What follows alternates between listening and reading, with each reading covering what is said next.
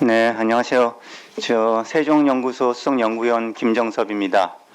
오늘 이렇게 먼저 바쁘신 가운데 많이 참석해 주셔서 감사합니다. 이 세종국방포럼이 지금 한 3년 됐는데요. 저희가 원래 2달에 한 번씩 주요 국방 이슈로 이렇게 논의를 하고 있습니다. 제가 최근에 여러 사정상 좀 한동안 뜸했는데 이번에 아주 중요한 주제로 다시 한번 열게 됐습니다. 오늘은 더구나 이제 이 군구조 개혁을 다룰 텐데요. 군구조 개혁이라고 그러면 사실 군의 뼈대와 같은 겁니다. 좁게 우리가 생각하면은 그 군사령부부터 시작해서 군단, 사단, 연대, 대대 밑에까지 쭉 이르기까지, 또 해공군 같은 경우에는 작전사령부부터 함대사령부, 전단 이렇게 내려올 이 군의 여러 가지 그런 이 기본적인 골격을 어떻게 설계할 거냐, 이제 그런 문제가 되겠습니다. 좁게 보면 그렇고 사실은 더 범위는 넓은 거죠. 이 작전적 측면에 있던 군구조뿐만이 아니라 그 상부지휘 구조, 합참, 또 연합사, 이런 그 상부 차원의 지휘 구조 문제도 아주 중요하고요.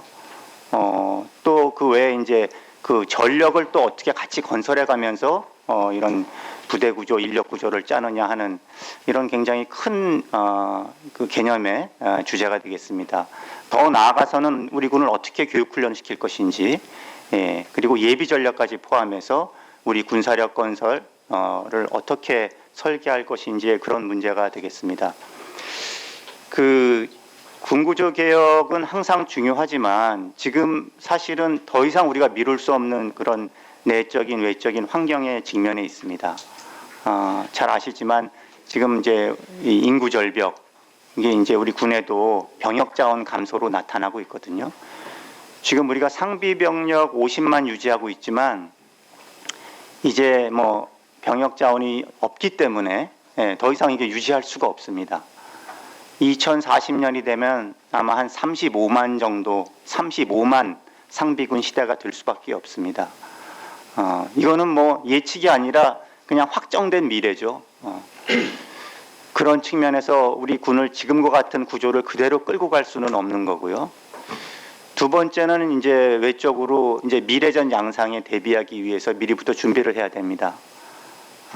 지금 우크라이나 전쟁이나 또 그 이스라엘, 이란 이런 여러 가지 중동의 분쟁을 보듯이 무인 전력, 드론, 그다음에 여러 가지 그 기존의 전통적인 전쟁과 미래전 양상이 복합적으로 일어나는 그런 하이브리드 전쟁이 지금 일어나고 있죠. 그래서 우리 군도 앞으로 10년을 내다보고 20년을 내다보고 그 미래전 양상에 걸맞는 군사력 건설 또 군구조 개편을 해야 됩니다. 이 군구조 개편은 사실 시간이 오래 걸리거든요. 갑자기 이 큰 뼈대를 뜯어 고칠 수가 없기 때문에 예전에 이제 노무현 정부 때 그때 국방개혁 2020을 했었죠. 그때 했던 것들이 그게 2023년 아니죠. 몇 년이죠? 2003년 그랬죠. 지금부터 20년이 훨씬 지난 일인데 지금도 사실 그 뼈대 속에서 계속 군이 지금 보완해 가면서 국방개혁을 해왔거든요. 그래서 아직 병력이 급감하는 거는 조금 시간이 남았지만 사실은 지금부터 이걸 설계해 나가야 됩니다. 그래서 지금 국방부에서도 이 작업을 굉장히 이제 열심히 하고 있는 것으로 알고 있습니다. 오늘 저 국방부와 군에서도 많이 와주셨습니다. 일일이 제가 소개해 드리지는 않겠습니다만 국방부 기획관리관님도 오셨고요. 또 이 업무를 또 직접 관장하시는 혁신기획관님도 오셨고 또 육해공군에서도 다 오셨고 그래서 오늘 이제 좋은 우리 발제를 하고 토의가 이어질 수 있을 거라고 생각이 듭니다. 오늘 이 주제에 가장 걸맞는 최고의 전문가들을 모셨습니다. 육해공군 예비역 장군님들이신데 이 군생활 하시면서 이런 전략, 작전, 군구조 이런 부분에 대해서 정통하신 분들 세 분을 모셨고 또 한 분은 이제 민간인으로 국방연구원에서 이 문제를 천착해 오신 또 여기 원장님을 모셨거든요. 간단하게 제가 소개드리고 시작하겠습니다. 먼저 제 왼쪽부터 김윤태 전 한국국방연구원 원장님이십니다. 박수로.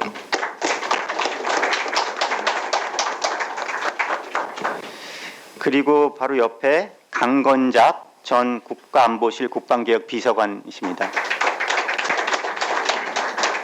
육군단장도 역임하셨고요. 제 오른쪽에는 김정수 전 해군참모총장님이십니다. 맨 오른쪽에는 김홍철 전 합동군사대학교 총장님이십니다. 자, 그러면 오늘 사실은 이제 네 분을 좀 욕심내서 모셨기 때문에 이게 시간 배분을 좀 잘 해야 됩니다. 그래서 각자 발제를 한 15분 정도 기준으로 해주시고요. 또 20분은 절대 넘지 않도록 그렇게 부탁드리겠습니다. 그리고 끝나면은 이제 여러분들 저 코멘트와 질문을 받도록 하겠습니다. 그럼 먼저 김윤태 원장님부터 부탁드리죠. 네, 감사합니다. 그래도 20분 주신 걸로 알고 20분 내에서 잘 맞추도록 하겠습니다. 먼저 아까 김 박사님도 이야기하셨지만 지금 이 군구조 개편이라는 것이 굉장히 시급한 사안이고요. 아주 진지한 논의가 필요한 그런 시점인데 아주 좋은 기획을 해주셔서 우리 세정연구소에 다시 한번 감사의 말씀을 드리고 싶고요. 또 오늘 또 반가운 얼굴도 많이 계시고 국방부 분에서 많이 오셨기 때문에 잘 소통했으면 좋겠습니다. 제가 첫 번째 준비한 얘기는 이제 군구조 개편의 필요성 얘기인데 이 부분은 또 우리 김 박사님 지금 또 짧게 아주 요약적으로 잘 설명을 해주셔서 제가 길게 얘기할 건 아닌 것 같고요. 어쨌든 기본적으로 군구조 개편 필요성과 이 동의는 하여튼 기본적으로 인구절벽, 특히 2035년에 시작되는 2차 인구절벽이 가장 큰 동인이고 첨단 과학기술의 발전, 그 다음에 또 한 가지는 역시 안보 상황의 여러 가지 불확실성의 심화, 이런 것들이 현재 군구조 개편의 어떤 동의라는데 이견이 없을 것이라고 생각을 합니다. 단지 이제 심각성을 환기하는 차원에서 김 박사님이 얘기했지만 한 가지 제가 좀 말씀을 드리면 지금 이미 저희 현재 우리 군구조는 50만에 맞춰서 짜여진 군구조입니다. 이게 이제 노무현 정부 때 시작을 해서 사실은 역대 정부에 걸쳐서 진보 보수에 걸쳐서 사실 이걸 다 이뤄가지고 이제 불과 몇 년 전에 이제 완성된 구조인데요. 현재에도 이 50만 구조에서 지금 4만에서 5만이 부족합니다. 지금 현재에도. 그리고 이 상태가 2035년까지 지속이 될 겁니다. 그래서 2035년까지는 그래도 뭐 어떻게 좀 버틴다 하더라도 2035년부터 이제 2차 인구 절벽이 시작이 되는데 그것이 끝나는 2040년이 되면은 20만이 부족하게 됩니다. 50만에서 완전히 붕괴입니다. 붕괴. 뭐 우리가 전방사단을 최우선시합니다만 전방사단조차도 만약에 이 2차 인구 절벽 상태를 아무런 구조적인 변화 없이 지나간다면은 70%의 편성률을 못 갖게 됩니다. 정말 그 심각한 안보 위기, 국방의 와해가 불가피하다는 것이고, 그래서 군구조 개편이 시급하다는 점 다시 한번 강조를 하겠습니다. 그리고 방향성인데요. 전반적인 방향성에 대해서도 큰 이견이 없어 보입니다. 결국은 우리의 강점이라고 할 수 있는 첨단 과학 기술을 활용해서 우리가 질적인 향상을 가져가야 되겠다 하는 것이고, 또 하나의 축이 이제 민간 자원입니다. 민간 자원도 우리는 굉장히 경쟁력이 있고요. 우리의 강점이라 할 수 있기 때문에 소위 말하는 첨단 과학 기술과 민간 인력에 기반한 스마트 강군 구조로 이렇게 저희가 형상화하는데요. 스마트 강군 구조의 변화가 전체적인 방향성이다 라는 데 대해서도 뭐 거의 이견이 없어 보여요. 문제는 이제 강론이 아닐까 싶습니다. 그래서 이제 군구조가 이제 대략 이제 조직, 이제 지휘와 부대 구조를 얘기하는 조직, 그 다음에 이제 무기 체계를 얘기하는 이제 전력 구조, 그 다음에 이제 병력이라 국방 인력을 얘기하는 인력 구조에서 조직, 무기, 인력 뭐 이렇게 쉽게 얘기하면 세부 분야에 대해서 얘기를 하는데요. 이거에 대해서 이제 몇 가지 제가 그 관련된 그 방향성과 과제에 대해서 준비를 했고요. 또 추진 전략 3개 이렇게 준비를 했습니다. 근데 아마 20분 내에서 이걸 다 얘기는 못할 것 같고요. 하여튼 시간 범위 내에서 얘기를 하고 나머지 이제 유인물로 대체하도록 하겠습니다. 첫 번째는 이 군구조 구상을 함에 있어서 좀 아까 말씀드린 조직, 무기, 인력 이 분야별 이제 그 구조가 이제 톱니바퀴 돌듯이 이렇게 맞물려서 구상이 돼야 되는데요. 그 군구조를 에 대한 어떤 전반적인 방향성을 제시하는 그러한 그 큰 그림이 필요합니다. 그것이 바로 국방 전략으로 제가 칭하겠습니다. 상위 개념인데요. 이것이 이제 잘 정립이 돼야 이 첫 단추가 잘 끼워져야 이것이 전체적인 군구조에 대한 설계가 효율적으로 그리고 또 일관되게 진행될 수 있는 중요한 이슈입니다. 특히 이 군구조에 아주 직접적으로 영향을 주는 쟁점적 이슈들이 있습니다. 이런 부분들에 대해서 전략적 결정이 이루어져야 되는데요. 몇 가지 쟁점 사항들을 열거해 보면 이제 첫 번째가 늘 이제 군구조 개편의 이제 가장 상위 개념이 위협 인식입니다. 국방개혁 2020 때는 이 위협 인식 가지고 상당한 논란이 있었죠. 이제 북한의 위협이 소멸이냐, 뭐 주변국 위협이 올라오고 뭐 이제 이런 거 가지고 상당한 이견이 있었는데요. 지금은 이제 북핵 위협 상존이라고 하는 부분에 대해서는 이견이 없을 것 같고요. 단지 이제 주변국 위협에 대해서도 군구조에서는 중요한 그 출발점이 되는데요.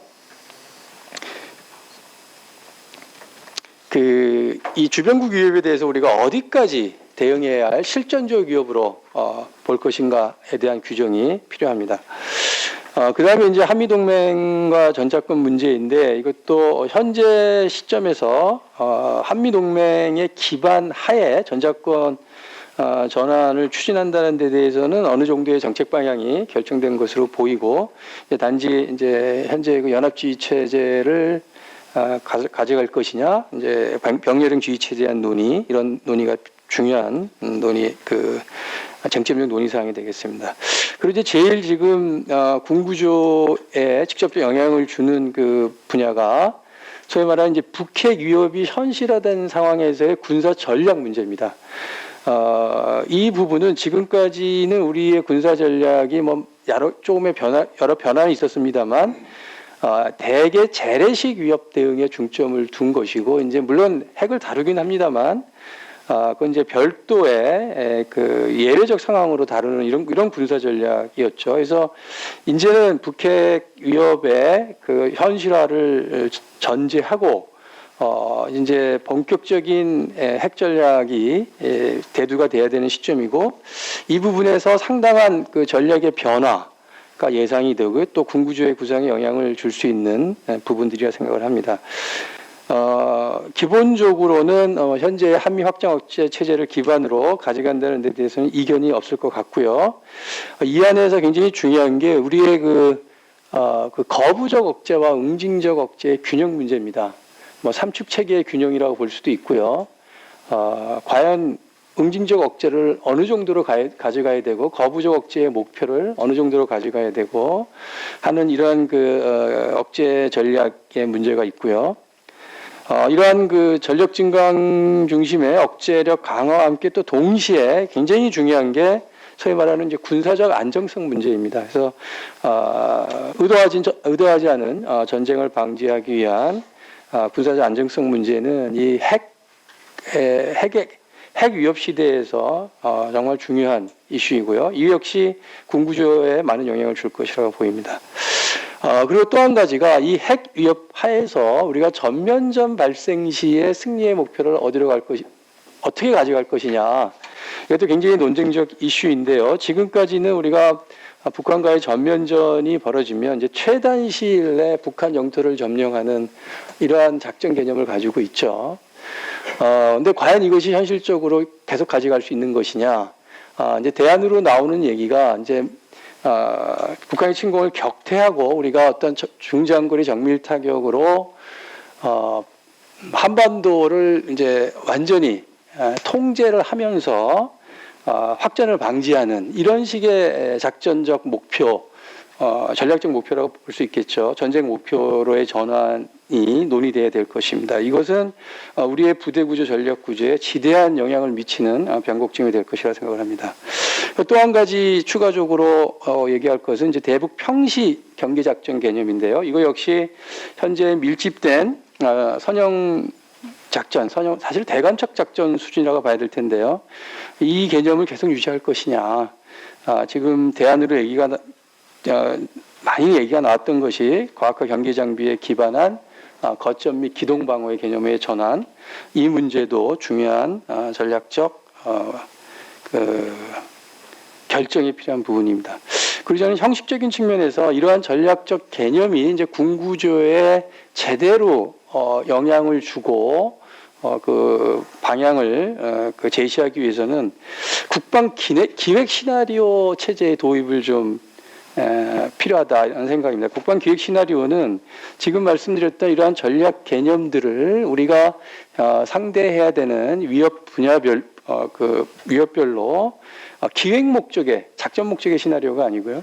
기획 목적의 시나리오를 만드는 것인데 이것을 이제 우리의 그 전략 개념을 구체화하는 데도 목적이 있지만 이 군구조 개편의 방향과 목표를 설명하는데 또 굉장히 큰 효과가 있습니다. 나중에 이 군구조 개편에 도대체 35만 군구조를 저희가 이제 만들어야 되는데요. 이거의 근거가 뭐냐, 뭘 목표로 하고 있느냐를 설명하는데 굉장히 유용한 툴이 됩니다. 그래서 이걸 좀 말씀을 드리고 싶고요. 제가 하여튼 이 부분에 좀 많은 시간을 쓰고 있는데요. 이 그 최상의 안보 국방 전략 정책의 결정이 사실은 많은 부분의 군구조의 개편의 방향을 결정하기 때문에 이 부분들이 결정이 돼야 된다. 근데 가장 바람직한 것은 이 논의는 사실은 이제 안보 전략, 국방 전략, 군사 전략이라고 하는 우리의 시스템 절차에 의해서 결정이 돼야 되는데 이것이 현재 순기상 내년 여름까지 나오기가 어려운 상황이고요. 이 군구조 개편안 역시 내년 여름에 나와야 되기 때문에 동시에 진행할 수밖에 없다. 그래서 어떤 면에서는 국방 개혁 쪽에서 이것을 이제 선행적으로 갈 수밖에 없다라는 생각이고요. 또 한 가지 측면은 이러한 지금 제가 말씀드렸던 상위 정책적 전략적 결정들이 대단히 어렵습니다. 그러니까 이 현재 프로세스 상에서 이 결정이 저는 쉽게 이루어지지 않을 가능성이 높다. 굉장히 부담스러운 결정들이고요. 그래서 이거야말로 이 개혁적 프로세스가 오히려 이 결정들을 해가는데 적절한 공간일 수 있다라는 생각에 대한 측면에서 이 부분들이 선행되기를 희망합니다. 시간을 이제 한 10분도 채 안 남았는데요. 예. 좀 나머지는 간단하게 하겠습니다. 첫 번째 군구조 분야가 이제 부대 구조 분야인데요.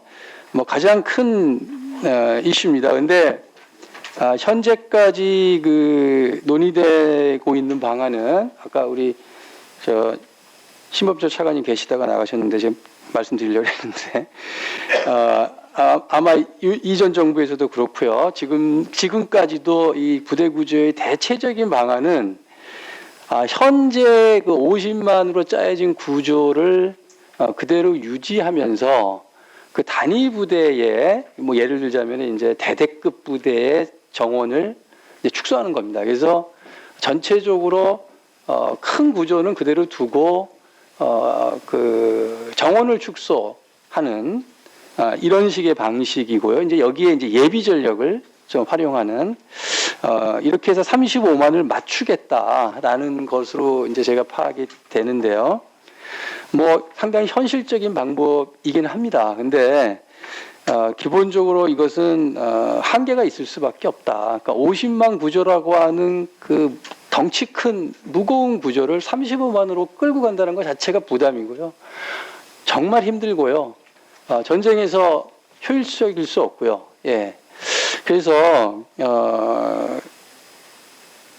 많은 이제 고통이 따르겠죠. 이제 새로운 이제 구조를 만들어 가는 데 있어서 그럼에도 불구하고 상비병력 35만에 최적화된 새로운 군구조, 특히 이제 첨단 기술, 유무인 복합 전력이라든가 이런 것들이 최적화될 수 있는 이제 그런 구조로의 전환이 필요하다라는 것을 좀 강조를 하고 싶고요.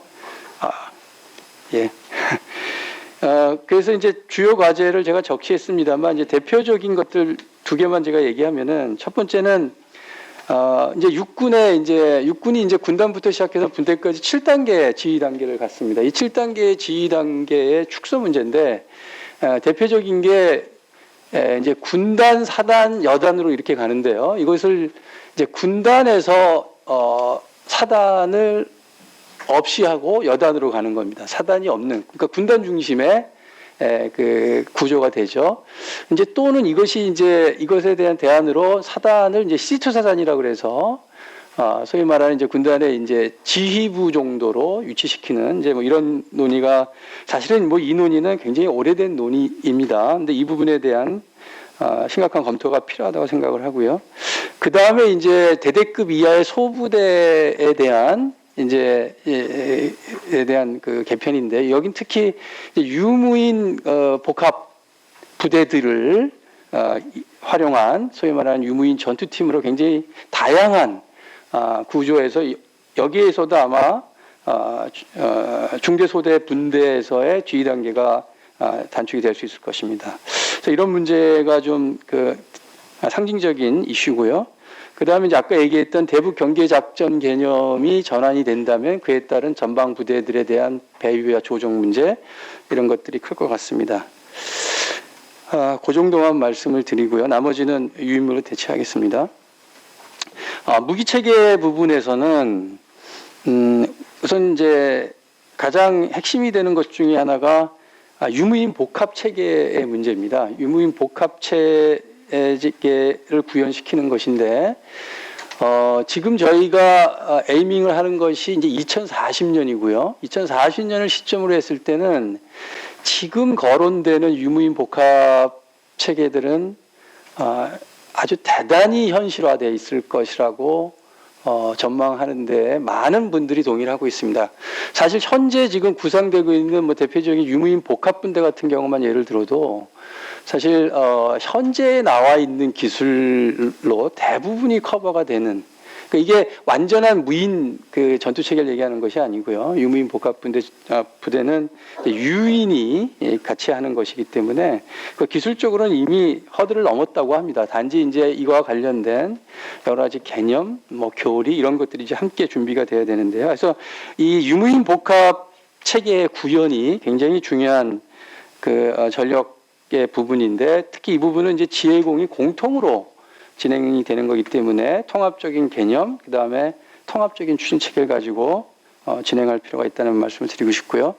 그 다음에 앞서서도 얘기했던 이제 전략 무기, 이제 삼축 체계로 대별합니다만 이제 포괄적인 전략 무기에 대한 적정 소요의 판단, 그리고 이거에 대한 뭐 필요한 조기 전력화 또 그 균형을 맞추는 문제에 대해서 재검토가 필요하다. 그래서 무기 체계 부분은 전반적인 그 종합적인 그 소요 우선순위에 대한 재판단이 필요합니다. 그래서 제 생각에는 현재 중기 계획까지도 같이 놓고 어차피 이것은 예산 제약을 가질 수밖에 없는 문제이기 때문에 지금 전체적인 우선순위에 대한 그 재검토를 통해서 계획 수립을 하는 것이 필요하다라는 것이고 이제 이때 이제 아까 얘기했던 국방 기획 시나리오 같은 것을 적용한 이제 소요 검증 같은 기법을 활용할 수 있겠습니다. 그 다음에 이제 병력 부분에서 몇 가지만 말씀드리겠습니다. 뭐 다른 거 있습니다만 일단 비전투 임무에 대한 그 민간화 또 민간의 아웃소싱, 그러니까 민간을 얘기하는 것은 이제 국방 인력으로서 국방의 조직에 존재하는 민간인 인력을 얘기를 하고요. 아웃소싱은 이제 완전히 외부에 이제 아웃소싱하는 것인데요. 하여튼 이 부분을 정말 적극적으로 추진해야 된다. 지금 전투 근무 지원은 물론이고 전투 지원의 상당 부분도 우리가 이 아웃소싱과 민간화에 대한 노력을 해야 된다는 말씀을 드리고 전문병과 이제 부사관 충원이 굉장히 중요하다. 이 부분에 대한 그 발전이 필요한데 전체적으로 제가 이렇게 말씀을 드려보면 지금 앞에서 말씀드렸던 부대 구조, 무기 구조, 그 다음에 이제 민간 아웃소싱 이런 것들을 다 합쳐서 아주 적극적으로 우리가 노력을 한다고 하면은 뭐 개략적인 염두 판단입니다만 이것은 뭐 공식적으로 제가 말씀드릴 수는 없는 사항입니다만 대개 상비병력 수요가 35만에서 43만 정도로 추정이 됩니다. 근데 이제 2040년대 초에 이제 공급 가능한 상비 병력이 사실은 31만입니다. 35만도 아니고요. 31만입니다. 31만. 그러니까 소요 대비 부족분이 4만에서 한 12만 정도가 된다는 거죠. 그래서 요 부족분을 전문병, 부사관으로 전문성 있게 충족이 돼야 된다라는 것입니다. 그래서 뭐 여러 가지 방법이 있겠습니다만 전문병 부사관의 추가 소요는 한 2만 6천에서 8만 사이. 지금 범위가 넓습니다만 대개 아마 4만을 얘기하기도 하는데요. 하여튼 이 정도의 이 부족분을 전문병으로 충족하는 이러한 개념의 전체적인 설계가 돼야 되겠다. 이렇게 되면 이제 전체적인 상비 병력은 한 35만 정도가 되고 이제 그 민간 자원까지 포함하게 되면은 뭐 40만이 넘고요. 아웃소싱까지 포함하면 뭐 50만에 육박하는 그러한 어떤 역량을 갖추게 될 것이다 이렇게 생각을 합니다. 마지막으로 제가 한 가지만 더 말씀드리고 마무리하겠습니다. 예산 문제입니다. 예산 문제인데요. 지금 뭐 지난번에도 그랬습니다만 근본 구조 개편에도 상당히 많은 예산이 요구됩니다. 그래서 지금 뭐 무기체계 부대 개편뿐만이 아니라 특히 이번에 문제가 되는 것은 전문병이라든가 민간 아웃소싱 이런데 사실은 상당한 특히 인력에 대한 돈이 많이 들어가는데요. 아마 이것이 이번 군구조 개편의 가장 어려운 허들이 되지 않을까. 이것이 어떻게 확보되느냐의 문제인데요. 뭐 기회 요인이라고 한다면은 뭐 미국과 트럼프가 우리 국방비 인상을 요구하고 있기 때문에 뭐 그것이 하나의 또 좋은 기회 요인이 되지 않을까 싶습니다만 그래서 이 예산을 확보하고 특히 합리적 배분이 굉장히 중요합니다. 합리적 배분을 전제한 그 예산 확보를 추구를 해야 되는데요. 저는 이제 그 합리적 배분과 관련돼서 강조를 드리고 싶은 부분이 있는데요. 그거는 이제 방위력 개선비 비중에 대한 집착입니다. 우리가 지금까지 무기 체계를 사는 방위력 개선비에 투자를 하지 않으면 낭비다. 이러한 그 아주 고정된 관념이 있습니다. 이것은 뭐 진보 보수를 떠나서 뭐 다 마찬가지고요. 우리가 이제 30% 정도의 방위력 개선비를 가지고 있는데 비율을 가지고 있는데 사실은 이게 많이 깨져야 됩니다. 그러니까 우리가 정말 그 군사력의 어떤 효율을 위해서 싸우는 군대, 강한 군대를 만들기 위해서는요 인력에 투자를 해야 됩니다. 지금 과거에 정말 장비가 어마어마하게 부족한 시절에 장비를 우선 채워주는 그러한 예산 개념이었거든요. 그러니까 무조건 장비 먼저라는 거였죠. 지금은 그렇지 않습니다. 지금은 훌륭한 장비들 많이 쌓여 있고요. 이것을 어떤 병사들이 제대로 운영하느냐가 훨씬 군사력에 중요한 것이거든요. 근데 이것이 설명이 잘 안 됩니다. 이 무기 체계를 많이 사야지 이렇게 되거든요. 그래서 국방비에 있어서의 소위 말하는 전력 운영비의 비중의 확대에 대한 어떤 그 국민적 공감대, 특히 정치권의 동의, 우리 국방 커뮤니티의 공감대가 있어야 되지 않을까. 그래서 이 부분을 꼭 강조를 하고 싶습니다. 나머지는 저 추진 전략 부분인데 일단 시간 관계상 생략을 하겠습니다. 예.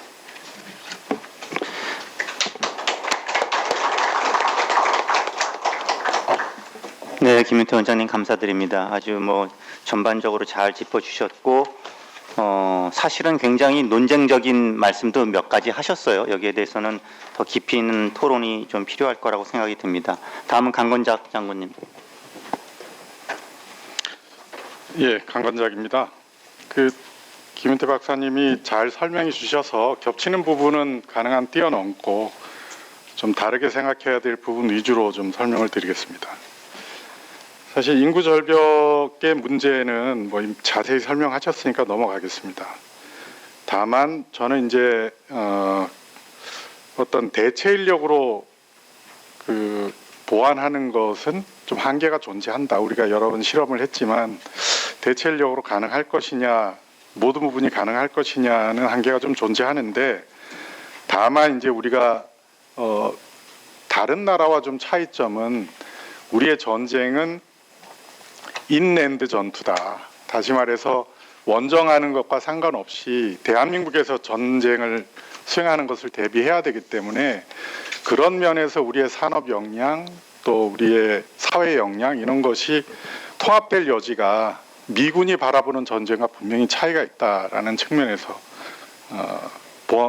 바라볼 필요가 있다는 정도로 말씀드리고요. 기술 혁신으로 병력을 어느 정도 보완할 수 있느냐에 대한 문제도 저는 여기에 좀 불확실성이 존재한다는 거죠. 뭐 쉽게 얘기하면 AI와 드론을 우리만 하는 것이냐. 중국도 이미 기술군해서 AI 드론에 대한 상당한 진전을 보이고 있거든요. 그러면 우리만 병력을 기술로 대체할 수 있다는 게 일종의 착각일 수 있고, 북한 뭐 잘 알고 있듯이 우크라이나전에서 직접 가서 드론전을 체험한 인력들이 늘어나고 있습니다. 그러면 우리는 드론 가지고 그 상대적 우위를 과연 얼마나 달성할 수 있겠느냐.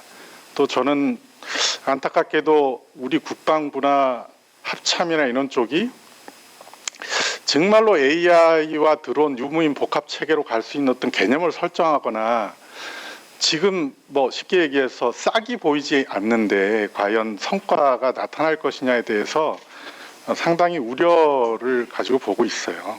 어쨌든 이 부분도 우크라이나전에서 우주와 AI, 드론 뭐 이런 것이 많이 사용되고 있는데 이것이 병력 감축과 어떻게 연계된다 하는 것은 전혀 발견할 수 없거든요. 그래서 병력 감축을 이렇게 AI 드론으로 대체할 수 있다는 시각이 오히려 우리가 닥친 이런 구조적 문제에 대한 건전한 논쟁을 방해할 수 있는 것 아닌가, 실제로 방해되고 있지 않은가라는 생각을 합니다. 이를테면 뭐 여기 써 있지는 않지만 국방부에서 우리의 무기체계 업그레이드가 필요하다고 기재부에 제출하면 야 이거는 AI로 가야 되는데 이런 재래식 무기에 투자가 맞느냐라는 반응으로 돌아온다는 거죠. 이거는 뭔가 우리가 좀 방향성 설정 면에서 생각해 봐야 될 문제다 하는 겁니다. 그 다음에 이제 경계 문제 말씀해 주셨는데 뭐 간략하게 말씀드리겠습니다. 세계 모든 나라 중에 이렇게 경계에 몰입하고 있는, 더구나 정규 상비군을 이렇게 대규모로 경계 작전에 투입하고 있는 군대는 대한민국 군대가 유일하다. 그리고 역사적으로도 사례가 없다. 근데 우리는 너무 여기에 익숙돼 있다 보니까 군대 평시 임무가 경계 작전으로 착각하고 있다는 거죠. 이거는 군대도 그렇고 국가도 그렇고 국민도 마찬가지입니다. 그다음에 두 번째는 기초군사훈련 문제인데 우리가 5주 기초군사훈련을 시킵니다. 근데 불과 2년 전에 러시아군이 전쟁에서 엄청난 피해를 입었다고 했을 때 이들의 기초군사훈련 4주였어요. 근데 우리는 5주에서 사실상 행정적 절차를 빼면 4주인데 이 역시 세계 군대를 가지고 있는 국가 중에는 최저 수준이다. 우리가 이렇게 훈련을 안 하면서 과연 정예 어떤 그 정규전 이런 것을 제대로 수행할 수 있겠느냐. 이렇게 훈련은 부실하게 시키고 많은 병력을 그냥 경계에 몰입하고 이런 식으로 복무 기간을 낭비하고 있다는 거죠. 저는 18개월 복무 기간이 부족하다라고 얘기하는 게 아니고 얼마든지 그 기간 안에 우리가 훈련을 통해서 더 강한 또 생존력이 있는 그런 군대로 만들어낼 수 있다라고 생각을 합니다. 오히려 병력이 줄어들면서 이런 문제를 또 오히려 더 축소하려는 움직임이 있어요. 그러니까 훈련을 축소해서 대규모 병력을 유지해야 되는가라는 강박을 가지고 있다는 거죠. 여기에 대해서도 문제의식을 가져야 한다. 사실 전시라고 하는 것은 우리가 지금 인구 절벽에 맞닥뜨린 가장 큰 문제는 상비군의 축소거든요. 그런데 전시는 상비군으로 대응하는 게 아닙니다. 어떻게 보면 예비군과 확장된 전력으로 대응하고 있고 현재 우리가 50만이라고 하는 전력도 사실은 그거 가지고 전쟁하겠다 하는 게 아니거든요. 그 50만을 적정 수준으로 유지하면서 사실은 전시라고 하는 사항은 대규모 예비군을 포함한 저는 뒤에 뭐 이름을 확장군이라고 뭐 편의상 붙였는데 상비군과 예비 전력을 합한 전력으로 전시를 대비하는 겁니다. 그래서 이런 관점에서 우리가 이 구조 문제를 바라볼 필요가 있다. 우리가 그럼에도 불구하고 항상 불리한 것은 아니다 하는 겁니다. 그래서 우리가 이용할 창이 한 4가지 정도로 제가 요약을 해봤는데, 하나는 기술력이다.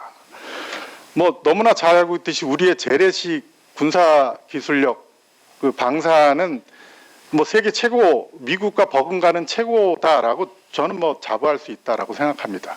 근데 우리가 미래를 준비하면서 우리가 가지고 있는 이 방산 우위를 사실은 더 확장하고 활용하는 방향으로 고민을 해봐야 한다. 여기에 뭐 AI 드론을 붙이면 훨씬 더 강력해질 것이다 하는 거죠. 또 하나는 우리가 경제력이 북한이라고 하는 집단보다는 훨씬 우세하다. 그러면 이 경제력을 가지고 우리가 병력 부족을 경제력과 기술력을 통합하면 보완 가능한 면이 얼마든지 있다. 어떻게 보면 전쟁 지속면에서도 훨씬 더 우위를 가지고 올 수 있다 하는 거죠. 세 번째는 한미 동맹 체제입니다. 뭐 전작권과 관계없이 한미 동맹은 뭐 기본적으로 우리가 가져가야 될 방향성이고, 이 동맹을 통해서 전쟁을 억제하고, 사실은 저는 뭐 미국의 어떤 물리적 전투력을 우리가 미래에 가져올 가능성은 점점 낮아진다고 생각해요. 다만 핵 확산 억제 또는 정보력, 이런 것은 미래에도 우리가 얼마든지 미국과 동맹 체제 속에서 우위를 가져갈 수 있는 부분이다 하는 거죠. 마지막으로 요건 뭐 다 좀 생소하실 텐데, 제가 이제 현역 생활하면서 오랫동안 관심 가진 게, DMZ 들어가면 땅이 물렁물렁하다는 것을 옛날부터 느껴서 이것을 좀 이론적으로도 연구해보고 군단장 하면서 이게 실제로 가능한가라는 전투 실험도 많이 해봤습니다. 뭐 결론적으로 말씀드리면 70년간 방치한 땅은 본질적으로 물렁물렁해진다. 식생이 증가하면서 낙엽이 쌓이고 그 속에서 수분이 증발할 수 없는 구조, 뿌리가 이렇게 확장하면서 땅의 그 강도가 약해지는 현상, 이게 기본적으로 존재하고, 이것이 군사적으로 무거운 장비가 기동하는데 굉장한 제약을 준다. 다시 말해서 북한이, 우리는 6.25 전쟁 같은 것을 기본으로 그리는데, 북한의 기기화 부대나 장비 부대가 DMZ를 그냥 통과할 수 없더라 하는 개인적 결론을 얻었어요. 이게 무슨 얘기냐 하면, 6.25 같은 전쟁, 북한의 전차가 갑자기 남한으로 들이닥치고 하는 일은 점점 가능성이 떨어진다. 그 남북이 첨예한 대립 속에서 도로를 새로 깔아야지 가능하다. 거꾸로 우리가 올라가는 문제도 똑같다 하는 거죠.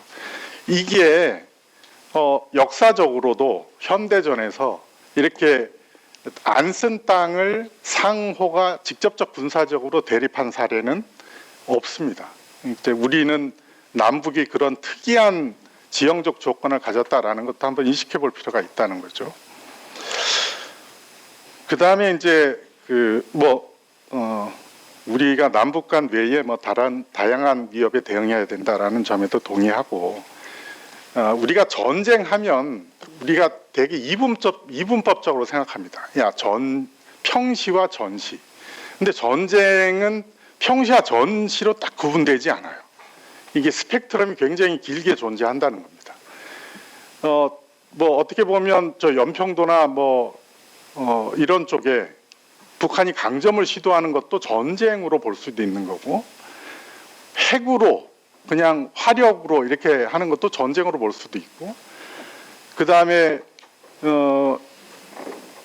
어떻게 보면 우리가 생각하는 6.25 같은 전쟁, 그것도 전쟁으로 볼 수 있고, 그러니까 미래의 이런 다양한 전쟁의 스펙트럼에 우리가 대비를 기본적으로 해야 하고, 사실 어느 하나도 배제할 수 없다는 거죠. 그러니까 이런 구조적 위협과 전쟁의 모든 스펙트럼을 대응을 해야 되는 이런 과제를 해결해야 된다. 근데 우리가 가지고 있는 수단들을 어떻게 구조적으로 합리적으로 만들 것이냐가 사실은 군구조 개혁의 핵심이라고 생각합니다. 과거의 한계는 간략하게 얘기했습니다. 그냥 우리는 과거의 국방개혁을 그냥 정했어요. 50만 병력 축소한다라는 걸 그냥 정했습니다. 어떻게 보면 50만이 왜 필요한가, 35만은 왜 부족한가 라는 질문을 해본 적이 없어요. 50만을 정하다 보니까 50만이 기준이 돼버렸고 35만으로 줄어든다 그러니까 야 이것은 50만 기준으로 약해지니까 야 이건 안 되는 것 아닌가라는 공포감을 가지고 있는 겁니다. 그런데 현 시점에서 35만은 왜 부족하고 50만은 왜 가능한가라는 질문을 우리가 해봐야 되는 거죠. 그러면 그것이 저는 이게 우리가 지금까지 해온 어떤 그냥 틀 속에서 해온 국방개혁이 아니고 목표지향적 국방개혁이 돼야 되고, 그러면 그거는 본질적으로 위협에 대비한 개혁 방향으로 가야 한다라는 겁니다. 뭐 그 내용을 대략 다 내용 속에 설명을 드렸고, 그러면 평시에 상비군은 어떤 정도의 수준을 가져야 하느냐? 평시에 상비군은 뭐 여기 제가 길게 설명해놨지만 우리가 가용한 평시의 어떤 병력과 그 다음에 거기에 맞춘 위협, 그 위협은 시간적 대응 소요가 없는, 시간적으로 우리가 대응하지 못하는 그런 것은 상비군으로 가져가야 하고, 확장군, 예비군으로 확장해야 될 것은 사실 한 가지 양상입니다. 뭐냐 하면 6.25 같은 전쟁이죠. 근데 6.25 같은 전쟁은 여러 가지 면에서 우리가 시간적 또 어떤 능력적 이니셔티브를 가질 수가 있다. 그러면 그 이를테면 조기 경보 능력, 그다음에 아까 말씀드린 DMZ의 어떤 장애물화된 현상, 이런 것들이 우리에게 시간적 여유를 줄 것이다. 그러면 이것은 예비군을 어떻게 재빨리 동원해서 상비군과 통합하는 것을 우리가 효율적으로 바꾸면 사실은 이런 전력까지 가능하다. 결국에는 34만 정도 가용한 상비군을 어떻게 효율적으로 배분할 것인가를 우리가 더 고민하면 된다. 미래에 확장된 어떤 전쟁 양상은 예비군과 통합하는 문제, 동원 전력과 함께 고민해야 될 문제다. 이렇게 결론을 냈습니다. 근데 이제 우리가 새로운 과제가 있죠. 이를테면 전작권을 가져와야 한다. 또는 북한의 어떤 핵 위협은 어떻게 대응할 것인가라는 이 사회적 요구, 국가적 요구, 또는 우리 군이 가지고 있는 구조적 한계, 이런 것도 해결해 나가야 되는 것이 이 구조 속에 같이 포함되어 있다고 생각을 합니다. 그래서 전작권을 가져오고 그 다음에 그 핵을 대비하는 문제, 핵 위협에 대비하는 문제는 결국에는 상부 지휘 구조를 일부 개편해서 해결해야 한다. 근데 상부 지휘 구조는 여러 가지 논란이 있죠. 지금까지 상부 지휘 구조 개편 시도가 여러 번 있었지만 그 개편 시도의 논점은 간략합니다. 통합적으로 육해공군을 통합적으로 운영하는 것이 전쟁 수행에 가장 효율적인데, 그것이 평시에 우리 그 육해공군의 어떤 능력, 관리 이런 문제와 부딪히는 거죠.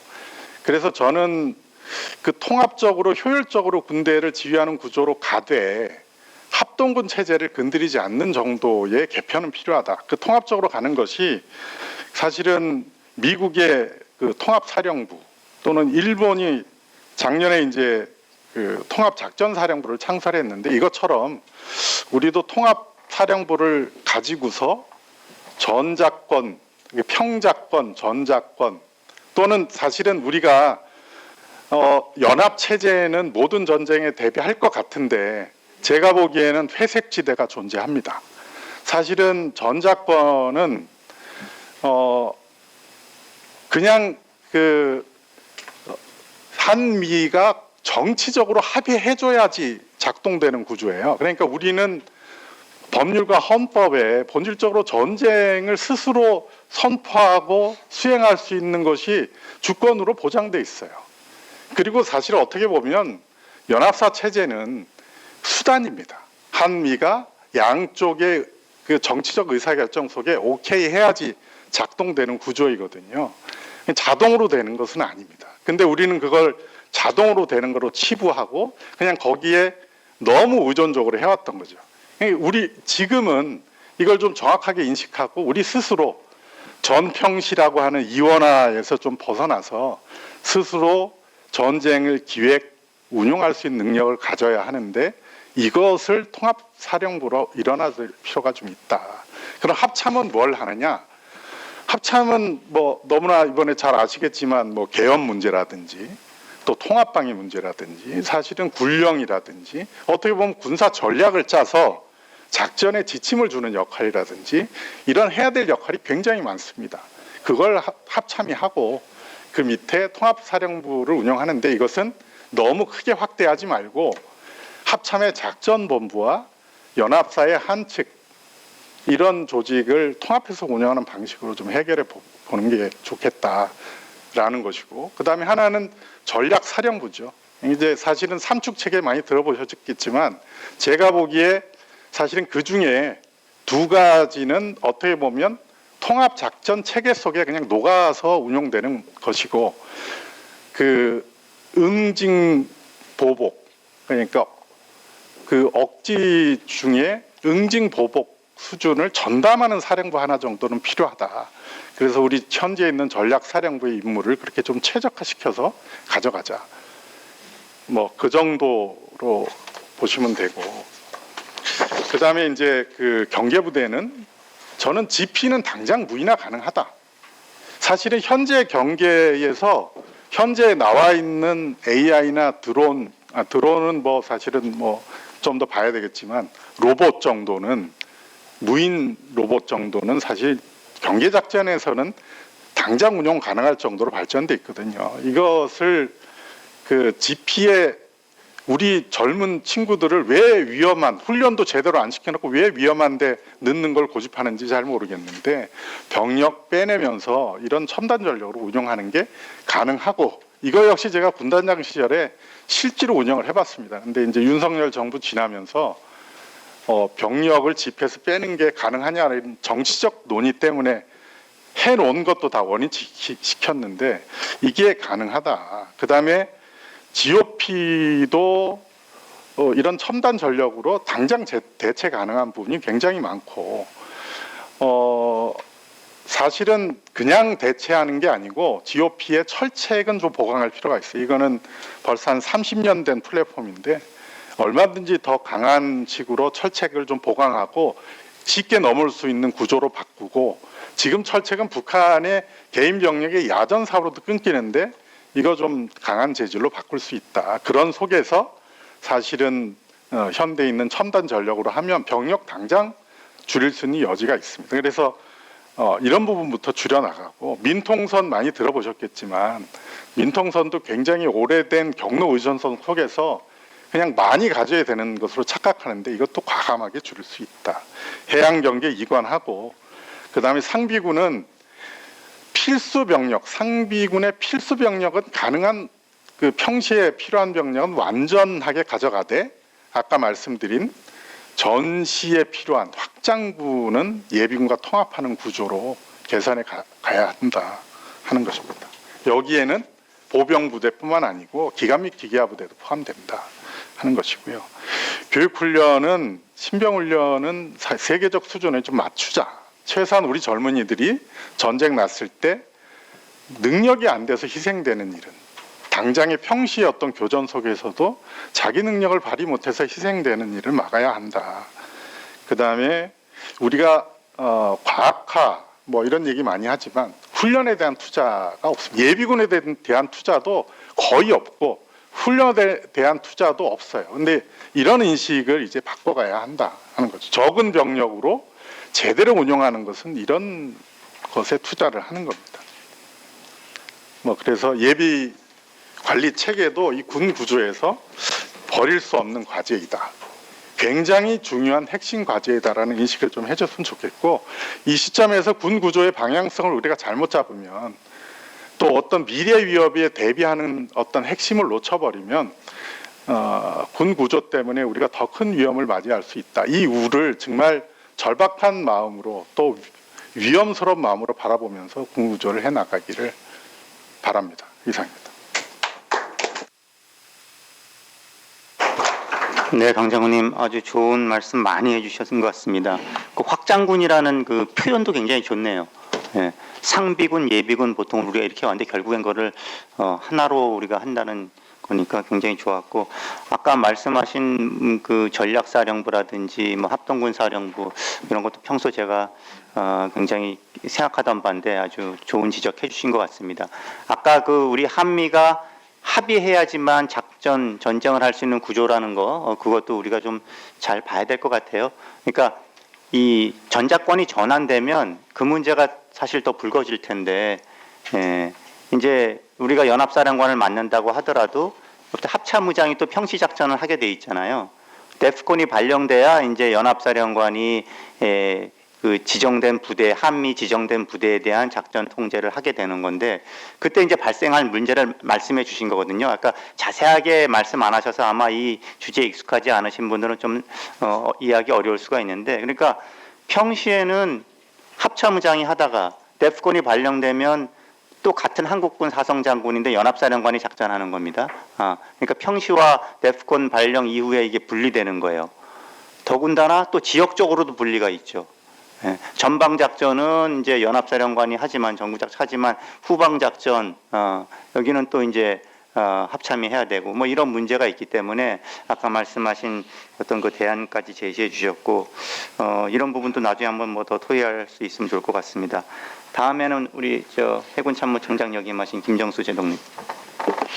네, 김윤태 박사와 강건작 그 장군의 발표를 듣고 국방개혁과 연계된 군구조 개편에 대한 그 생각의 방향을 대부분 같이 하고 있다는 생각을 많이 했습니다.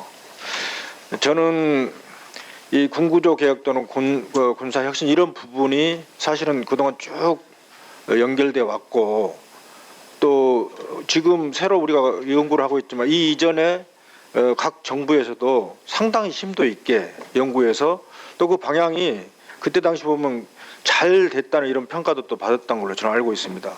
근데 우리가 지금 이제 새로운 정부가 들어온 이 시점에서 이 논의를 또 왜 하는가, 이런 부분을 잘 살펴볼 필요가 있다고 생각해요. 저는 이제 그 접근이 이번에도 이제 강건작 장군도 이야기했지만은 제대로 된 방향을 설정하지 않으면 우리는 또 얼마 후에 이런 논의를 또 하게 될 것입니다. 그 출발이 저는 시스템적 사고에 있다, 저는 이렇게 봅니다. 그래서 군사혁신과 군구조 개혁도 시스템적 사고에 기반해서 접근할 필요가 있다. 즉 시스템적 사고는 지금 논의되는 여러 가지 요소, 안보 상황이나 국방 환경이나 또는 전작권 전환 여러 가지 요소들을 종합적으로, 이게 따로따로 떼어놓지만 종합적으로 고려해서 분석하고 그거를 적용한 종합적인 방향을 설정하지 않으면은 어느 시점인가는 우리가 또 다른 군구조 개혁, 군사 혁신 방향을 위해서 또 논의를 하게 될 거예요. 그런 측면에서 종합적인 고려가 필요하다고 생각하고, 특히 그 시스템 사고를 할 때 제반 요소를 고려할 때 이제 앞에서 이야기했지만은 국가 정책 전략이라든지 안보 환경, 국방 여건, 또 우리가 처한 또 한미 동맹 차원에서의 전작권 문제라든지 뭐 더 나아가서는 또 여론이나 공감 이런 요소까지, 또 예산 이런 요소까지 고려해서 제반 요소를 고려해서 방향 설정을 할 필요가 있다고 생각하고, 그런 측면에서 군구조 개편의 필요성 인식은 안보 환경과 그 국방 연관을 종합적으로 분석하되, 이 요소가 단순한 국방과 군사 측면이 아니고 국가적 측면에서 들여다보면서 안보 환경을 분석하고 또 국방 연구도 봐야 된다고 생각을 하고, 그러한 전제 조건 하에 현재 우리 국방의 현실이 어떤 거를 진단이 또 잘 돼야 돼요. 이게 진단을 잘하지 못하면은 이게 접목이 안 되거든요. 그래서 진단을 잘해서 대비함으로써 군구조 개편의 필요성을 제대로 인식하고 그러한 인식하에 지체 없는 군구조 개혁 추진이 필요하다고 생각을 합니다. 또 그 필요성 인식하에 군구조 개편 소요를 도출해야 되는데, 이 소요 도출의 기본은 앞에서도 이야기했지만은 전략과 작전 개념이 제대로 돼야 돼요. 전략과 작전 개념은 환경 분석 또는 국가 전략 분석 이런 것에서 출발하는데, 그게 어떤 그 사전에 정해진 선입견을 놓고 전략과 작전 개념을 놓고 앞에 환경을 분석하면 전체를 바라볼 수가 없거든요. 그래서 이거는 안보 환경과 국방 여건, 재반 요소를 분석할 때 제로 베이스에서 국가 전략, 국가 이익 또는 안보 환경 위협, 여건 이런 것을 종합적으로 분석한 걸 기반으로 국방 전략을 발전을 시키고 또 그걸 구현하기 위한 작전 개념을 발전을 시켜야 한다. 이러한 그 전략과 작전 개념 발전 기조 하에 군구조 개편 서열을 도출해야 되는데 앞에서도 언급됐지만은 어떤 그 군 병력을 줄이는데 일정 비율을 놓고 뭐 줄여봐라, 늘려봐라 이렇게 하는 이런 그 관행적인 사고를 완전히 벗어나야 됩니다.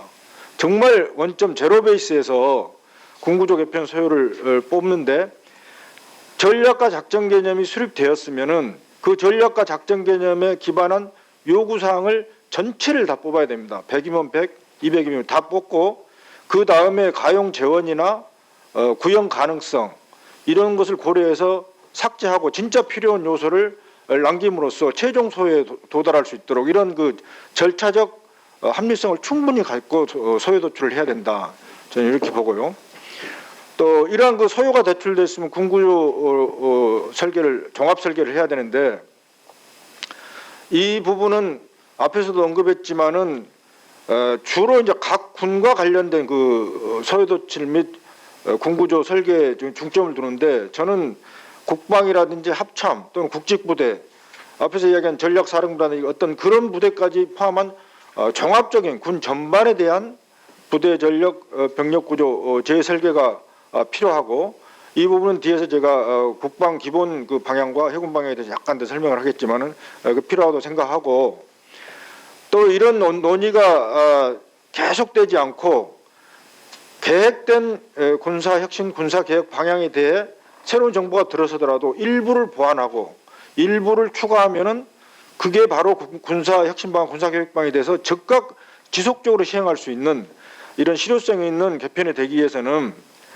그 미래 목표 시점에 도달하기 위한 군구조 개편의 단계별 목표를 명확하게 설정을 해야 됩니다. 그리고 그 실현 가능한 목표를 설정해서 체계적으로 추진해야만이 이게 새로운 또 군사혁신을 논하지 않고 다음은 2단계로 가되 A, B만 추가하면 되겠구나 이런 식의 이제 추진이 될 수 있다고 생각을 하고 또 당연히 이제 법률 제도 예산적인 뒷받침이 돼야만 이게 추동력이 유지되기 때문에 이건 지금도 그렇게 해 왔지만은 새로운 군구조 개편 방향이 수립된다면은 이 부분도 분명하게 계획을 수립해서 뒷받침을 해야 될 필요가 있다고 생각하고 특히 그 군구조 개편이나 혁신이라는 게 굉장히 강범위하고 국가 정책적 차원에 접근하기 때문에 전체를 놓고 들여다보면 안 됩니다. 단계별 목표를 설정하고 또 단계별로 핵심 사안을 설정해서 선택과 집중을 해야 된다.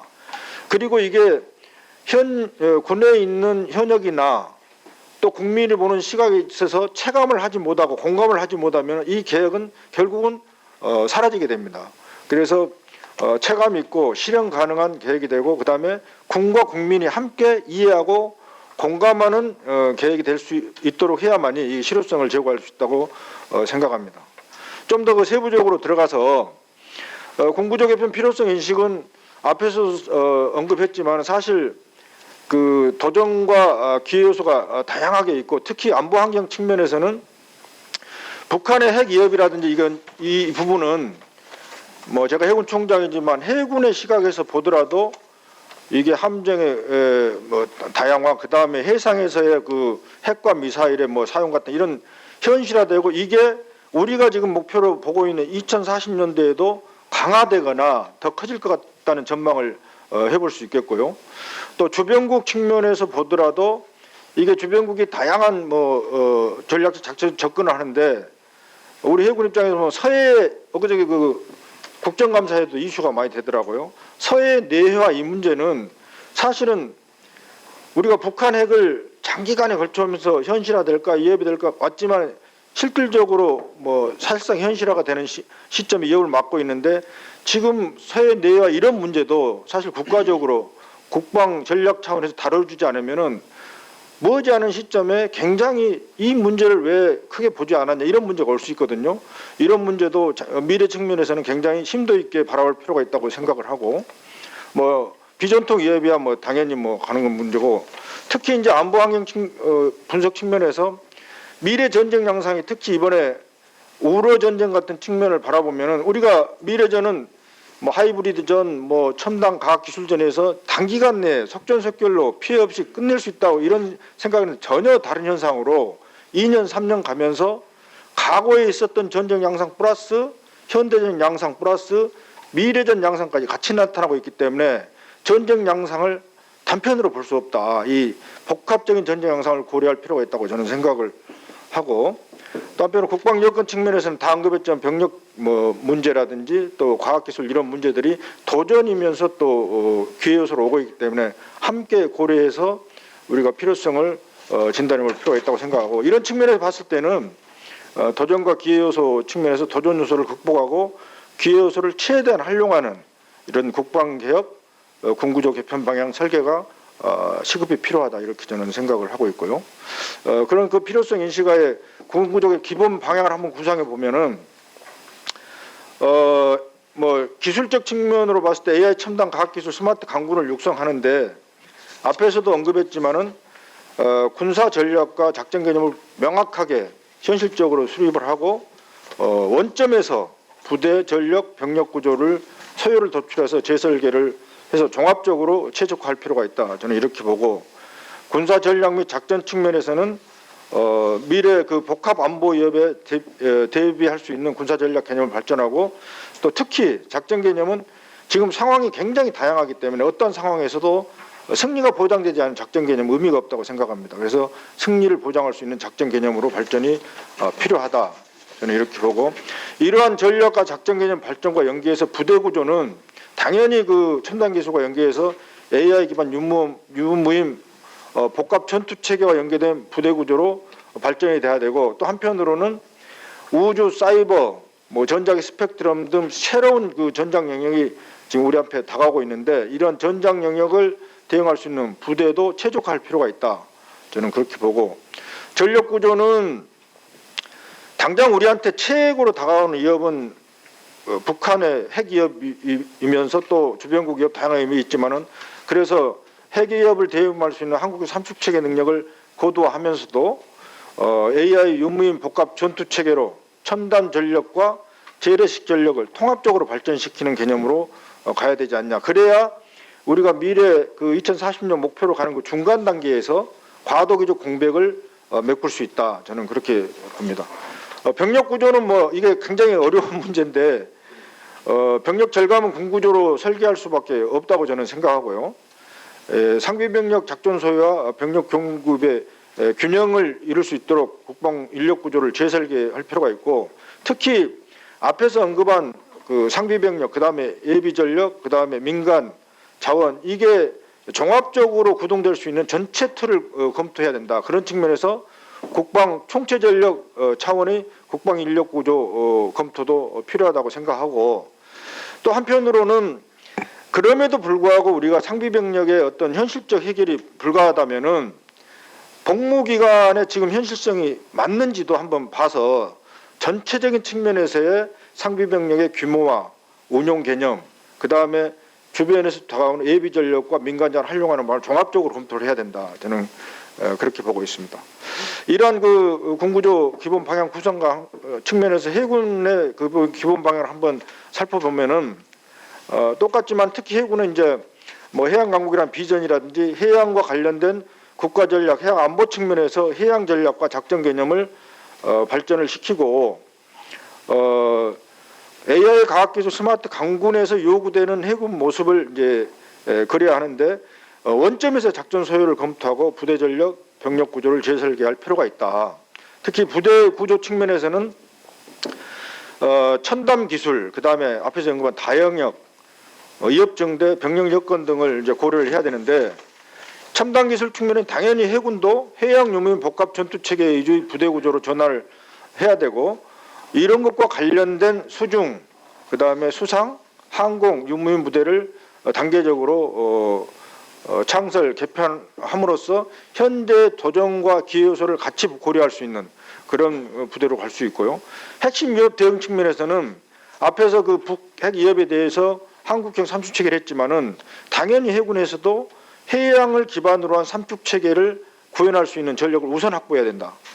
그렇게 보고 나머지 전력들은 유무인 체계 중심 부대로 창설 개편이 필요하고, 더 나아가서는 장기적으로는 지금의 이제 지역 함대와 기동 함대 뭐 이런 개념으로 되어 있는데, 전체적인 측면에서의 거점 경계를 하고 나머지는 지역별 기동하는 해군 그 부대로 전체를 한번 검토해볼 필요는 있지 않는가, 이런 생각도 한번 해봅니다. 다영역 측면에서는 제일 중요한 게 이제 영역 인식 문제이기 때문에 해양 영역 임시 MDA 측면에서 이런 능력을 할 수 있는 부대가 개편이 돼야 될 것으로 판단이 되고, 병력 수준 측면에서 앞에도 언급했지만은 해군 같은 경우에는 사실은 환경이 변화하면서 해군의 그 병력은 지금 4만 1,000명 정도 되는데 고정된 상태에서 임무가 지금 줄지 않는 부분이 있어서 참 어려움이 있는데, 그럼에도 불구하고 무인화할 수 있는 부분, 이런 부분을 해서 임무 기능을 조정하고, 또 함정 같은 경우에도 전투함 위주는 이제 간부화를 좀 추진하고, 또 전투함 비전투함은 민간화 뭐 해서는 이런 부대로 구성함으로써 병력 자원에 맞는 부대로 개편할 필요가 있다고 생각합니다. 전력 개편 측면에서는 첨단 기술 유무인 복합 전력 위주로 구성을 하고, 또 다영역 측면에서는 지금 합참에서도 키랩 구성을 하는데 해상 기반 키랩 개념을 구성해서 해군과 해병대를 통합해서 해양 영역을 인식하고 통합 화력을 운용하고 또 종합적인 방공 개념이 가능한 그런 것을 구축하는 전력을 확보할 필요가 있다, 이렇게 생각을 하고요. 핵심 위협 대응 측면에서는 앞에서 언급했지만 북핵 위협에 대비한 해상기반 삼축체계 위주로 구성하고, 특히 KAMD 측면에서는 그동안 우리가 이지스함 위주의 단일 플랫폼 위주의 그 방어 개념을 했는데, 앞으로는 키랩과 관련된 그런 시스템적 측면에서 KAMD 체계를 구축해서 대응하는 것으로 발전할 필요가 있다고 생각을 합니다. 병력구조 개편에서는 작전과 전략 개념에 부합한 병력구조로 개편을 하는데, 특히 그 전시 병력 운용 개념을 고려해서 해군의 병력 소요를 우선 도출하고 전투 부대 위주로 편성할 필요가 있고, 그러한 과정 중에서 지금 해군이 군수, 교육, 행정부대에 지금 간소화가 되어 있는데 이 부분도 최적화할 필요가 있다. 상비병력 자원에 부합한 병력 측면에서는 앞에서도 언급했지만은 간부 해군 이제 기술군이기 때문에 간부를 대폭 확대를 하고, 그 과정 중에서 특히 전투함은 전용원 간부화를 추진함으로써 병력 수는 줄이되 질은 높일 수 있도록 하고, 특히 비전투 부대는 또 민간화를 추진함으로써 병력 효율을 높이는 쪽으로 발전시킬 필요가 있다고 생각합니다. 마지막으로 이제 실효적 측면에서 보면은 이게 혁신을 추진하는 데 있어서 과도기 공백을 줄이기 위해서 단계별 하이로 믹스 개념을 해야 됩니다. 왜냐하면 우리가 2040년만 보고 이 부대 구조를 가다 보면은 중간에 지금 가고 있는 전력 뭐 이런 발전은 어떻게 되냐는 측면인데, 그런 부분이 빠지지 않게 추진될 수 있도록 할 필요가 있고, 탑다운과 바텀업이 융합된 계획을 수립해서 상하좌우 소통 협력함으로써 추동력을 유지할 필요가 있다고 생각합니다. 결국은 국방계획과 연계한 군구조 개편은 사회적, 안보적, 그다음에 그 기술적 상황에서 매우 그 지체할 수 없이 추진해야 될 부분이기 때문에 현상을 면밀하게 진단하고 앞에 환경 전망을 통해서 제대로 된 군구조 방향을 설정함으로써 끊임없이 중단 없이 추진될 수 있는 군구조 개혁 방향으로 발전할 필요가 있다고 그렇게 생각합니다. 이상. 네, 총장님 감사합니다. 아주 또 포괄적인 말씀과 함께 또 해군 특성에 따른 그 개혁 방향을 말씀해 주셨고요. 자, 이제 마지막으로 김홍철 장군님이신데 시간을 좀 15분 내로 좀 부탁드리겠습니다. 예. 항상 그 급 발표자는 시간이 부족해가지고 다 못하는데 최대한 빨리 하도록 하겠습니다. 15분 이내에 마치도록 하겠습니다. 러시아 우크라이나전이 발생하기 전에는 사람들이 그게 발생할 거라고 예측한 사람이 거의 없었죠. 대부분 다 틀렸습니다. 그때 평화시대가 오래 감에 따라서 거기에 따른 관성으로 이렇게 생각을 했는데, 발생한 이후에 여러 가지 전쟁이 지금 계속 일어나고 있습니다. 이제 국제관계에서 보면 이제 디퓨전 티어리라고 하는데, 전쟁이 계속 옆으로 이어지면서 확산되어가는 그런 현상이 나타나고 있어서 대단히 우려를 많이 하고 있습니다. 근데 더 우리나라 입장에서는 북한이 지금 러우 전쟁에 파병을 하고 있는 상태에서 거기에서 자유로울 수 없다. 그리고 대만 문제뿐만 아니라 남북한 미래 문제에 있어서도 여러 가지 그 난제가 지금 있는 상태이기 때문에 여기에 대해서 많은 관심이 필요한 상태입니다. 그런 상태에서 우리는 미래 우리의 군 구조를 어떻게 변화를 시켜야 되느냐, 이거 당연히 중요한 문제고 많은 사람들이 논의를 해왔습니다. 그래서 앞에서 발표한 내용은 이제 중복 부분은 삭제를 하고 여러 가지 이슈 중에 저는 딱 4가지로 한정을 해서 발표를 드릴 수 있도록 하겠습니다. 여기 4가지가 주변국 핵능력 동향, 현대전 양상, 동맹 현대화, 그다음에 병력 감축. 그리고 병력 감축은 대부분 논의가 됐기 때문에 최소화시킬 수 있도록 하고, 여기에 대한 군구조 발전 방향도 저도 4가지로 제시해서 한정해서 말씀을 드릴 수 있도록 하겠습니다. 제 기본적인 생각은 전쟁의 스펙트럼이 변화가 되느냐, 저는 아니다라고 생각하고, 스펙트럼은 변화가 아니라 계속적으로 확대가 되어가고 있는 상태다. 그래서 국방 개혁보다는 우리는 이거를 받아들여서 혁신 차원에서 계속적으로 발전을 시킬 필요가 있다라고 기본적인 생각을 가지고 발표를 드릴 수 있도록 하겠습니다. 그래서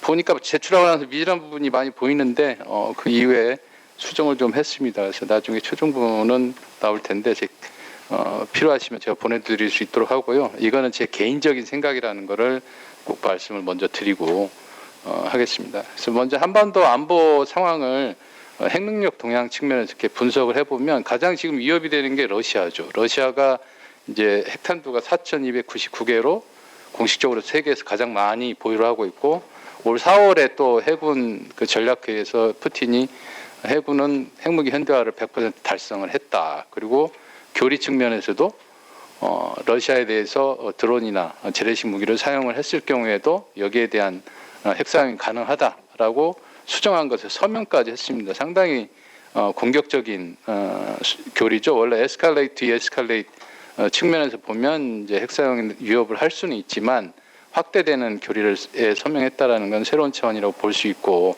여기에 북한이 참전을 하고 있고, 만약 실제로 핵사용을 한 번이라도 했다면 북한에게 주는 의미가 매우 크고 한반도의 미래에 영향을 매우 크게 미칠 수 있다. 그런 차원에서 매우 위험한 상황이라고 저는 보고 있습니다. 그 다음에 중국의 경우는 전승절 행사를 통해서 여러 가지 무기 체계가 공개가 됐죠. 최신 무기뿐만 아니라 이제 푸체남 항공모함까지, 3번째 항공모함까지 공개가 되고, 여기에서 주목해야 될 것은 이제 DF 시리즈, 롱레인지 ICBM 플러스 동통 시리즈의 대함 미사일까지 이제 공개가 됐습니다.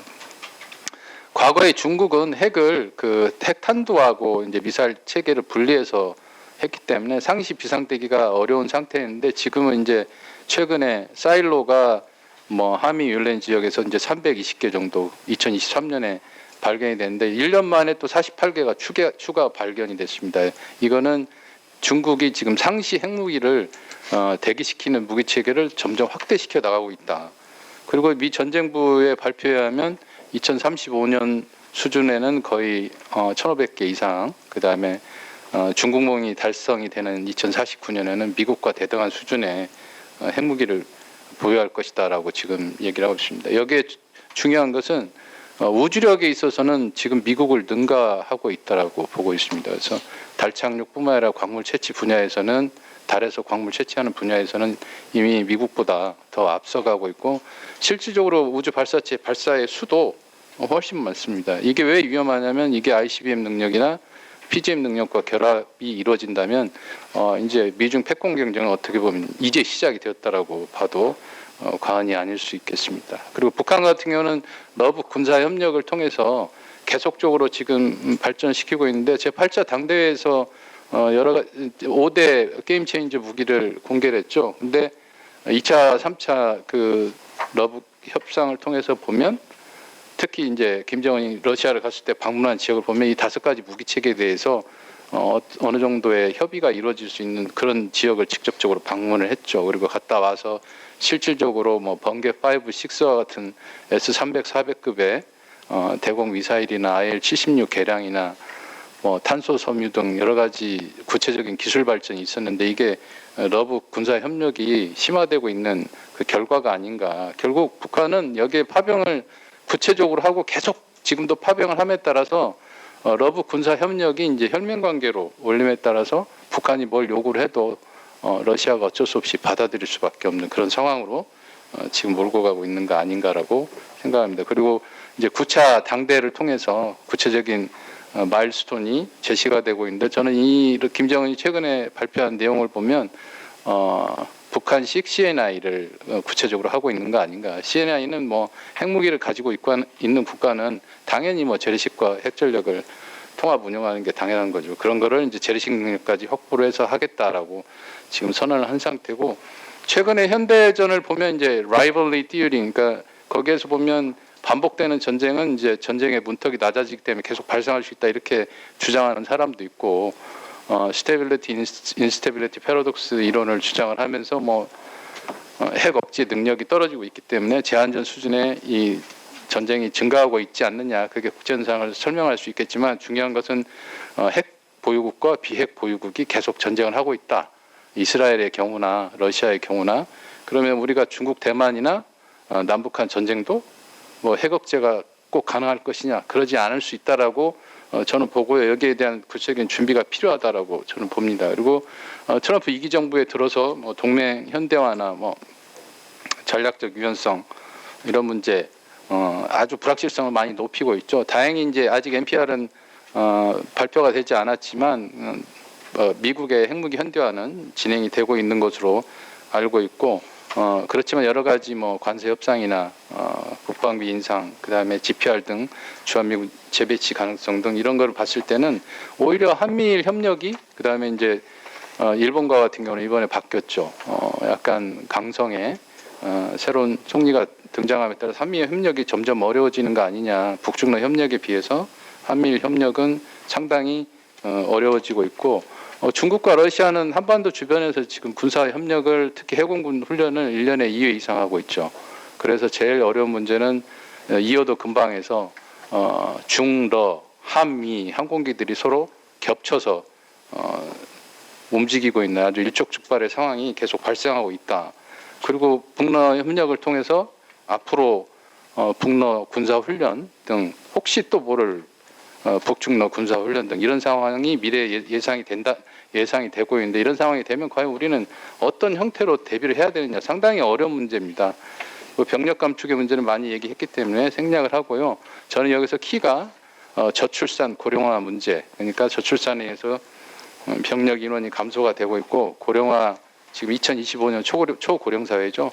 이런 문제를 어떻게 반영을 해서 군구조를 변화시킬 거냐에 대해서 설명을 드리면 다음과 같은 4가지에 대해서 말씀을 드릴 수 있겠습니다. 첫 번째는 핵 능력 대비입니다. 그래서 저는 이제 CNI 한미 간의 연합 CNI 능력이죠.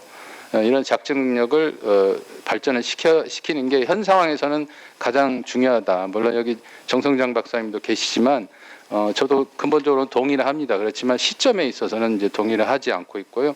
장기적으로 우리가 전작권 전환을 환수한 먼 미래의 경우 그리고 한반도 주변의 위협이 핵위협이 많이 이제 증가가 됐을 때 어쩔 수 없는 상황에서는 그런 거를 해야 되지만 현재 상태에서는 좀 시간을 갖고 준비를 해야 되고 현재 한다면 뭐 사드 때 경험했던 남남 갈등이나 뭐 국제사회의 제재 그다음에 핵을 지금 들여왔을 때 장기적인 그 비용 문제에 대해서 우리가 생각하지 못한 부분이 오히려 도입 이후에 여러 가지 갈등을 유발할 수도 있겠다. 그래서 저는 NCG를 통해서 CNI 능력을 지금 확대하고 있는데 이 부분을 계속적으로 해서 한국군은 이거를 운영할 수 있는 상태. 그래서 핵잠을 우리가 먼저 개발을 하고 SLBM을 필요시에 미국의 우리의 잠수함을 지원을 통해서 SLBM을 미국의 SLBM을 사용을 하거나 이거를 억제를 통한 과시. 그다음에 F-35와 같은 항공기를 DCA, 그러니까 이중용도 항공기로 개조를 해서 오늘 어떤 부대가 사용할 것인가 평시 훈련을 통해서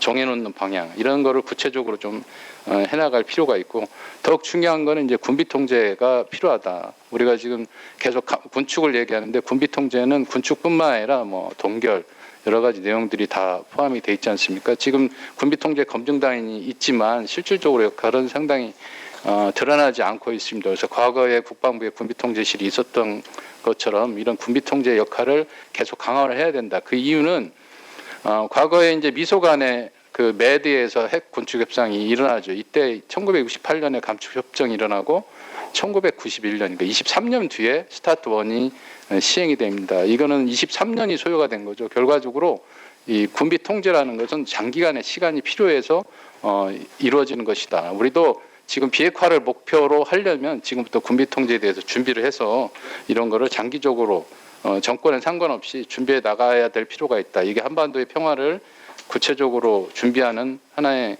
군구적인 측면에서 중요한 게 아닌가. 그래서 군비 통제에 대한 조직을 좀 확대할 필요가 있고, 두 번째는 이제 동맹 현대화 및 한반도 전략, 전작권 전환 대비해서 상부 지휘 구조에 대해서 좀 구체적으로 준비를 할 필요가 있다. 우리가 지금 통제형 합동 군제를 유지하고 있는데 전작권 전환 이후에는 현재 연합사 부사령관이 연합사령관으로서 한국군을 통제하는 미래연합사 형태로 진행이 됩니다. 그러면 지금과의 어떤 괴리 이런 부분을 지금 빨리 토의를 통해서 그다음에 필요하다면 COTP 체인지 1도 수정하는 방안, 그다음에 여러 가지 방안을 고려를 해야 된다. 여기에서 이제 합참의장이 업무 과다해서 전쟁을 수행하지 못한다. 그러면 우리가 매일 얘기하는 평시의 전시처럼 평시처럼 준비해야 된다. 그 말에 어긋나지 않지 않습니까? 네, 그런 부분을 고려를 했을 때 전평시를 같이 총괄할 수 있는 합참의장의 역할은 무엇이고 어떤 구조의 조직이 뭐 합참 차장의 역할은 또 무엇이고 그런 부분을 좀 지금부터 준비를 하고 논의가 필요하다. 세 번째는 현대전을 통해서 드론 위상 여러 가지 무기 체계가 등장을 했는데 저는 가칭 항공우주 작전 및 관제사령부가 필요하다. 이 예하에는 뭐 공작사, 그다음에 드론 작전 사령부, 항작사, 그다음에 지휘통제사령부 이 네 개가 같이 묶여져서 작전을 해야 된다. 이게 통합 운영이 되지 않으면 지금까지 전사를 통해서 나타났듯이 우군 간의 교전, 특히 이제 이번에 전사를 통해서 봤지만은 마빅 3와 같은 그런 무인기는 우크라이나도 쓰고 러시아도 쓰고 중국도 다 씁니다. 이렇게 저가 간의 식별 문제에 있어서 상당히 어려운 문제가 있겠다. 그리고 공역 통제가 이루어지지 않기 때문에 우군 간 충돌뿐만 아니라 여러 가지 문제가 발생할 수 있기 때문에 지금이라도 이거를 통합해서 운영할 수 있는 공중 공간을 관리할 수 있는 사령부의 체제로 갈 필요가 있다. 이게 이제 조인트 올도메인 작전을 수행할 수 있는 저는 선결 조건이라고 생각하고요. 이렇게 무인화가 필요한 데는 이제 우리가 아까도 얘기했지만 병력 감축에 있어서 뭐 새로운 무기 체계가 답은 아니다라는 의견도 있고 우리가 과연 50만에 대해서 그게 맞는 소리냐 연구한 결과가 없다. 그래서 제가 쭉 과거의 연구 자료를 살펴보니까 있더라고요. 고시성 뭐 학자가 발표하는 그때 47만이 미래 구조에 봤을 때 적절하다. 그러면 47만은 대략 50만 정도 수준인데 이게 맞냐? 저는 여기에 다양한 의견을 제시할 수 있을 것 같은데 여기에 대해서 한번 구체적으로 준비를 하기 위해서라면 좀 다시 한번 연구도 필요하겠다라고 저도 이제 강건작 장군님의 의견에 동의를 하고요. 우크라이나가 여단급 이상의 지금 무인기 여단을 지금 대대를 편제를 한 상태입니다. 그래서 우리도 육해공 해병대의 모든 부대에 무인기 부대를 먼저 편제를 한 상태에서 그걸 어떻게 운영하느냐에 대한 부분은 미군도 똑같습니다. 지금 1000대씩 뭐 5개 실제 전투사단에 배분을 했고 어떻게 운영하느냐는 저는 이제 드론 작전 사령부는 일단 좀 의미가 없다. 그래서 해체하는 방향 아니면 축소하는 방향으로 좀 갔으면 좋겠다. 왜냐하면 각 군이 해당하고 각 사단이나 군단이 시행하는 작계의 형태는 각각 다릅니다. 그리고 지형도 다르고 그런데 거기서 요구하는 무인기 형태도 다를 수밖에 없다. 그러면 뭐 비행단에서 요구하는 무인기의 형태가 육군 사단에서 요구하는 무인기 형태가 같을 수가 없습니다. 그래서 각 군에서 양병의 개념으로 거기서 필요한 무인기 형태를 소요 제기를 해서 이걸 합참해서 총합을 해서 하는 형태로 좀 갔으면 좋겠다. 작전도 그걸 통합할 수 있는 합참 작전이 필요한 거지 드론 작전 사령부에서 작전을 지휘한다라는 건 좀 어폐가 있지 않느냐. 이거 좀 미래 형태로 좀 바꿨으면 좋겠고 제일 중요한 거는 50만에서 줄어드는 그 무인기를 대체할 수 있을 때 우리가 무인기나 로봇을 도대체 몇 대가 필요하냐에 대한 연구를 통해서 이거를 그럼 몇 %를 무인 체계로 바꿀 거냐에 대한 그것부터 먼저 선정을 하고 그 진행을 해야 된다.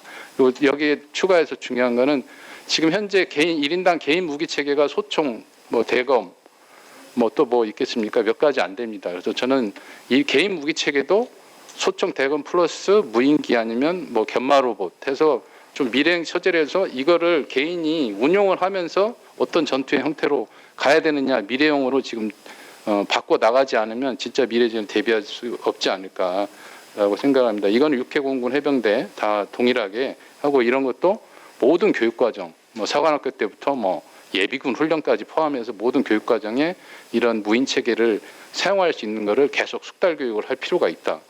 그리고 노령화에 대해서는 이제 여군 필요하고요. 군무원도 증가를 시켜야 되겠지만 여군 무인체계 전문단이나 무인체계 시니어 아미 등을 통해서 피지컬이 좋은 현역 그다음에 젊은 군인들은 전투 임무에 피지컬이 필요한 분야에 배치를 하고 피지컬이 좀 약하더라도 두뇌로서 승부할 수 있는 여러 다양한 인재들을 고용을 해서 좀 합쳐서 총력전의 개념으로 준비를 해나가는 게 좋겠다라고 생각합니다. 이거는 많은 아이디어 중에 제 하나의 아이디어라고 생각합니다.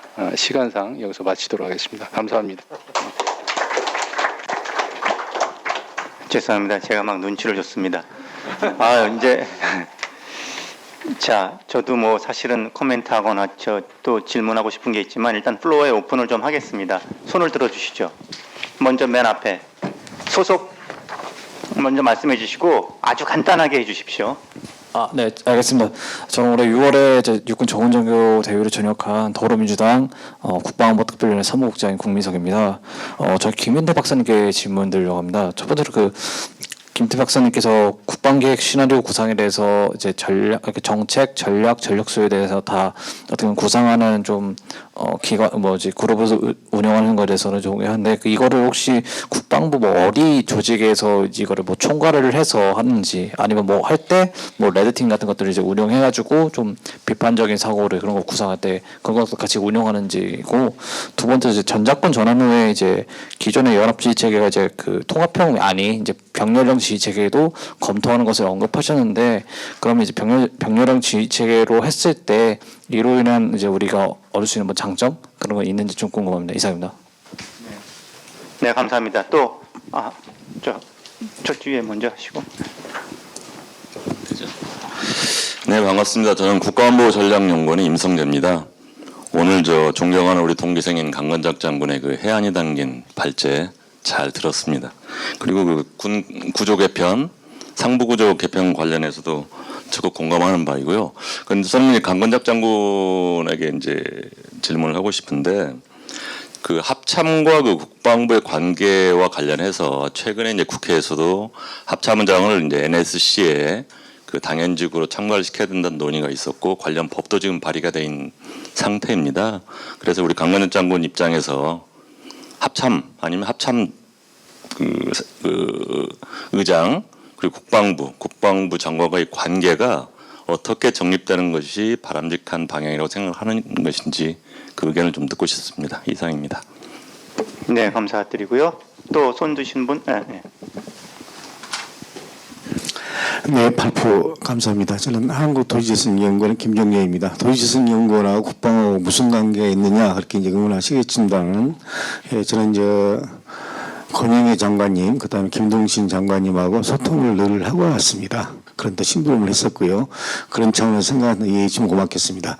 사실 1998년도에 국방계획위원회가 탄생이 됐습니다. 지금 현재 약 30년 가까이 됐는데 지금까지도 계속 정권이 바꿔질 때마다 국방계획을 해왔거든요. 근데 사실 제가 한번 그런 실정 내지는 보고서를 한번 찾아보았습니다. 이렇게요. 그런데 거기에 대한 늘 똑같은 반복된 것을 하고 있거든요. 물론 이제 최근 들어서 인구 소멸 때문에 그 문제가 부각이 됐는데 이렇다 할 어떤 실적이나 그런 게 없는 것 같습니다. 사실이요. 살펴봐도요. 그래서 제가 이제 실력이 부족해서 그걸 발견을 못해서 그런지 모르겠지만 거기에 대해서 누가 어떤 분이 좀 말씀해 주시면 고맙겠습니다. 네, 감사합니다. 네, 감사합니다. 네, 저는 한성대학교 국방과학대학원의 박동선 교수입니다. 김윤태 원장님께서는 질문 드리려고 하는데요. 병력 절감 또 병력 부족해서 계속 여러 가지 의견을 제시해 주셨는데 민간 인력이나 이런 요소보다도 예비 전력의 정예와 건설 이런 부분이 더 우선해야 되지 않는가 하는 생각을 하는데요. 이 부분에 대해서도 좀 설명을 부탁드리겠습니다. 네, 감사합니다. 네, 또 손 드시는. 네, 안녕하십니까. 저는 그 육군에 근무하고 있는 그 김윤혜 중령이라고 합니다. 그 제가 좀 그 김윤태 원장님께 좀 문의드리고 싶은 사항입니다. 우리가 이제 미래 병력 절감을 하기 위해서 뭐 사단수나 이런 것들을 이야기하지만 사실은 실질적으로 저희가 사단수보다도 병력을 절감하기 위해서는 대대급 부대나 이런 부대에서 어떤 병력 구조를 가져간다면 병력을 더 줄일 수 있을까에 좀 더 집중해야 되지 않겠나라는 생각이 듭니다. 예를 들면 현역들이 부족함에 따라서 현역은 전투 위주의 직위에다 편성을 하고 전투 지원 및 또는 민간에 과감하게 넘길 수 있는 아웃소싱 분야를 적극적으로 발굴해서 그런 분야에서 감소를 한다면 오히려 사단수를 줄이는 것보다 더 큰 효과를 얻을 수 있지 않을까라는 의견에 대해서 생각과 그리고 미래에 지금 영역이 확장되면서 오히려 4단급 중심으로 미군들부터 해서 좀 더 이렇게 변화해가는 그런 과정 속에 있는데 우리는 그 4단수를 오히려 줄이고 하는 것은 조금은 위험한 생각이 아닌가라는 데에 대한 의견을 좀 듣고 싶습니다. 예, 이상입니다. 네, 좋은 질문 감사드립니다. 질문 또 마저 받겠습니다. 네, 경희대학교 박범정 교수입니다. 저는 김정수 전 해군 참모총장님께 질문을 드리겠습니다.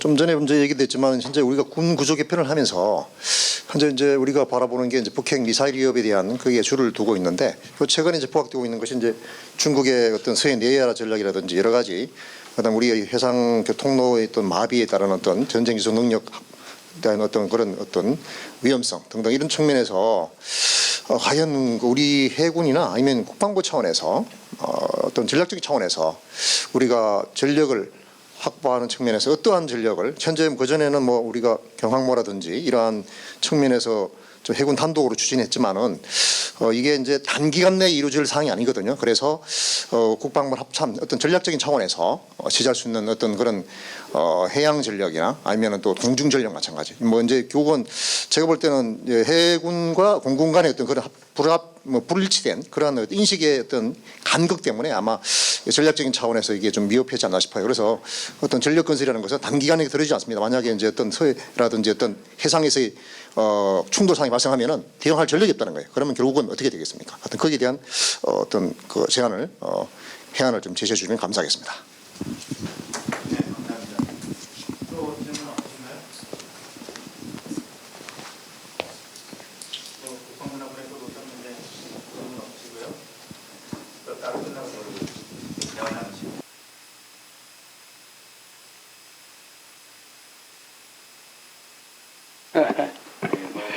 예, 반갑습니다.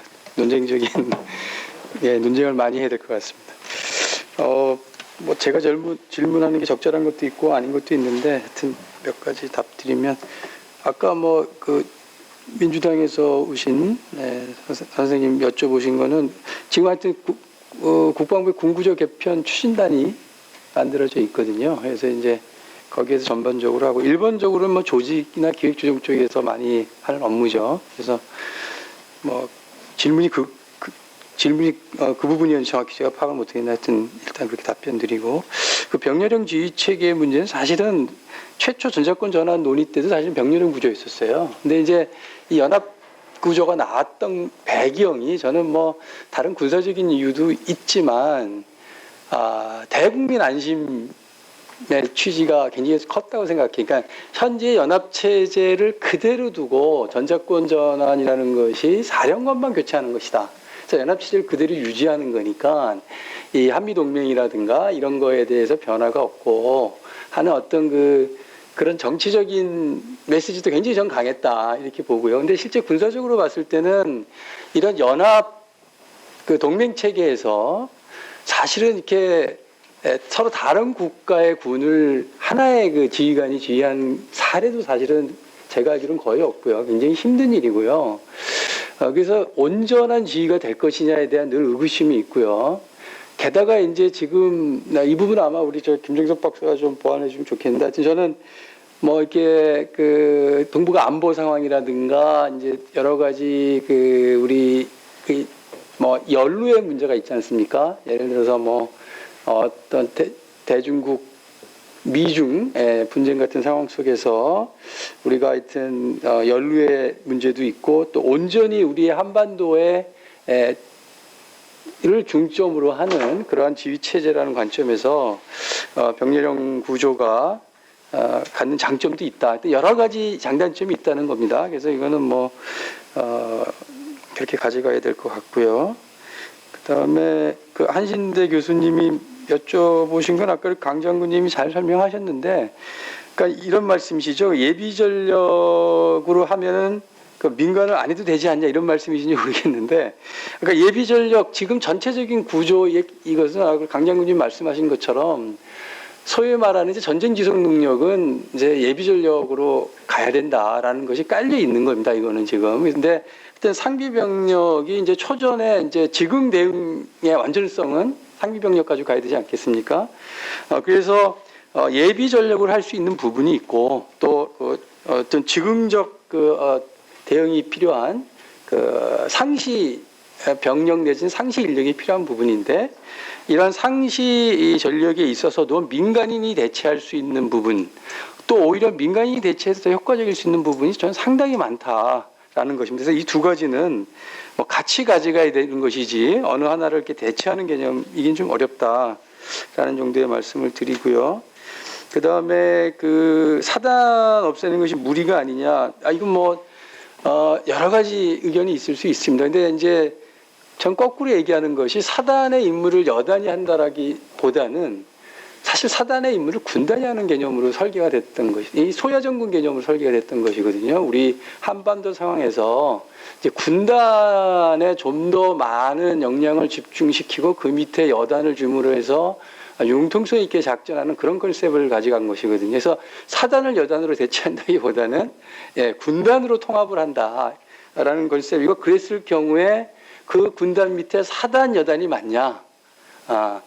훨씬 더 스마트한 그 여단 체제로 가져감으로 해서 현재 과거와 달리 뭐 사단이 군단 사단 여단 체제가 사실은 이제 뭐 양차 대전과 뭐 우리 여러 가지 그 역사적으로 검증된 대단히 훌륭한 구조죠, 지휘 체계죠. 그렇지만 이것이 앞으로 2040년에 특히 한반도에 특화된 여러 가지 과학기술의 지금 뭐 이미 지휘 통제 같은 거 생각을 해보시면 과거에 비해서 어마어마한 발전이 있거든요. 이제 군단이 여단 직접 지휘하는 것이 과거에 2차 대전에서 유럽에서 그 사단이 이제 연대를 직접 지휘할 수가 없는 거죠. 그 8개, 사각이면 16개고 삼각이면 9개인데, 근데 이제는 군단이 그 여단을 지휘할 수 있는 여러 가지 체계라든가 수단이라든가 이런 것이 있기 때문에 과연 사단에 대한 그 필요성에 대한 것은 좀 검토가 필요하고,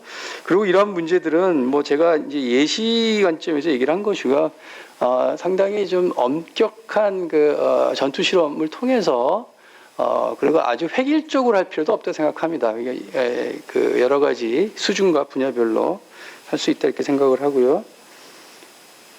일단 그 정도 답변할까요? 예, 그러겠습니다. 예. 뭐 먼저 저한테 직접 들어온 질문 답변 드리겠습니다.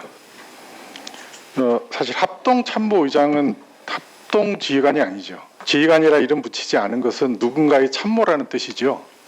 그러니까 우리 군 대표 입장에서 누구의 참모이냐, 사실은 대통령이 참모이기도 하고 국방장관의 참모이기도 합니다. 사실은 우리가 육군 참모총장, 합동 참모의장 이렇게 참모라는 의미를 붙인 것은 문민 통제의 관점에서 역할을 이제 정의를 해놓은 것이죠. 근데 우리가 이제 오랫동안 군 출신 국방장관을 계속 맞이하다가 민간 국방장관을 맞이하면서 민간 국방장관이 과연 군령권을 행사하는 게 맞느냐라고 얘기하는 거죠. 그런 관점에서 보면 대통령도 군 출신을 앉혀야지, 왜 장관을 군 출신이 아닌 민간 출신을 앉으면 군령권을 행사하지 않느냐는 것은 우리 사회가 아직 문민 통제의 관점을 명확하게 이해하지 못한 게 아닌가. 그래서 저는 이런 논쟁 자체가 조금 우리의 수준을 얘기하는 것 같아 좀 안타까운데, 저는 합동참모의장은 명확하게 국방장관의 참모가 우선돼야 하고, 그러면서 대통령의 군령권을 보좌해야 되죠. 당연히 국방장관은 이제 개인적인 생각이지만 군정권과 군령권을 함께 포괄적으로 대통령을 대신해서 행사해야 되는 위치의 장관이다. 그래서 이 문제는 합동 국방장관이 군정권을 행사해야 된다는 논쟁을 저는 개인적으로 되게 안타깝게 생각을 합니다. 다른 질문에 좀 보완 생각이 좀 있는데, 예비 전력은 우리가 명확하게 제가 확장군이라고 이름 붙여놓은 것은 우리가 275만의 예비군이 있는데 이 사람 전체들을 다 정예화시키는 게 맞느냐? 그러면 돈이 너무 많이 들어가지 않습니까? 그러면 최소한 우리가 전쟁을 수행하는 데 필요한 상비군과 거기에 이제 확장되는 동원 자원, 그러니까 보충군의 확장군에 들어가는 자원은 현역과 동일한 수준의 무기 장비를 편지해 주는 게 맞다. 왜냐하면 이게 기본적으로 전쟁을 수행해야 될 핵심 전력이기 때문에. 그러니까 우리가 상비군 위주로 군사력 건설하는 것을 미래에는 다르게 접근해 가야 한다. 그것을 확장군까지 확장해야 하고, 이를테면 전차를 편지한다는 것은 확장군과 동일한 수준의 전차를 기본 전력으로 편지하면서 일종의 일부는 비축하거나 순환 운용을 해 나가면서 전력을 유지하는 개념으로 이제 전환할 때가 됐다. 저는 그렇게 생각합니다.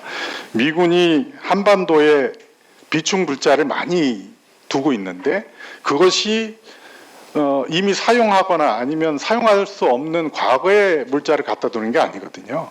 당장 전쟁을 하는 물자를 쓰는 것인데, 우리의 확장군도 앞으로 그런 수준으로 관리돼야 된다. 또 한 가지, 이제 예비 대대를 축소할 거냐, 사단을 축소할 거냐, 이 문제가 좀 논쟁적인 것 같은데, 저는 대대 병력을 축소를 한다라는 관점이 되게 위험할 것 같습니다. 왜냐하면 대대는 필요한 경우 최첨단에서 전쟁을 수행해야 하는데, 그런 관점에서 과연 어느 부분을 민영화해 줄 수 있겠느냐. 평시에 운용이 아니고 전투하는 관점에서.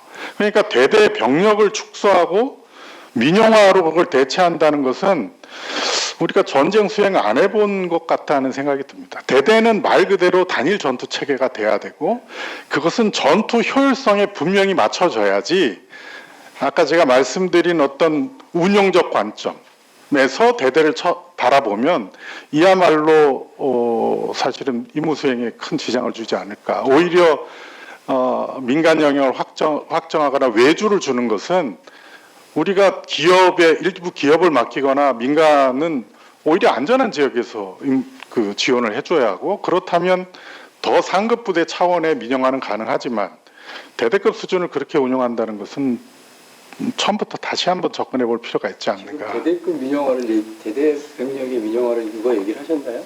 제가 얘기했던 부분이고, 대대급의 민영화를 한다는 부분은 평시에 해당되는 부분인데, 현재 야전에서 이루어지는 현재 모습은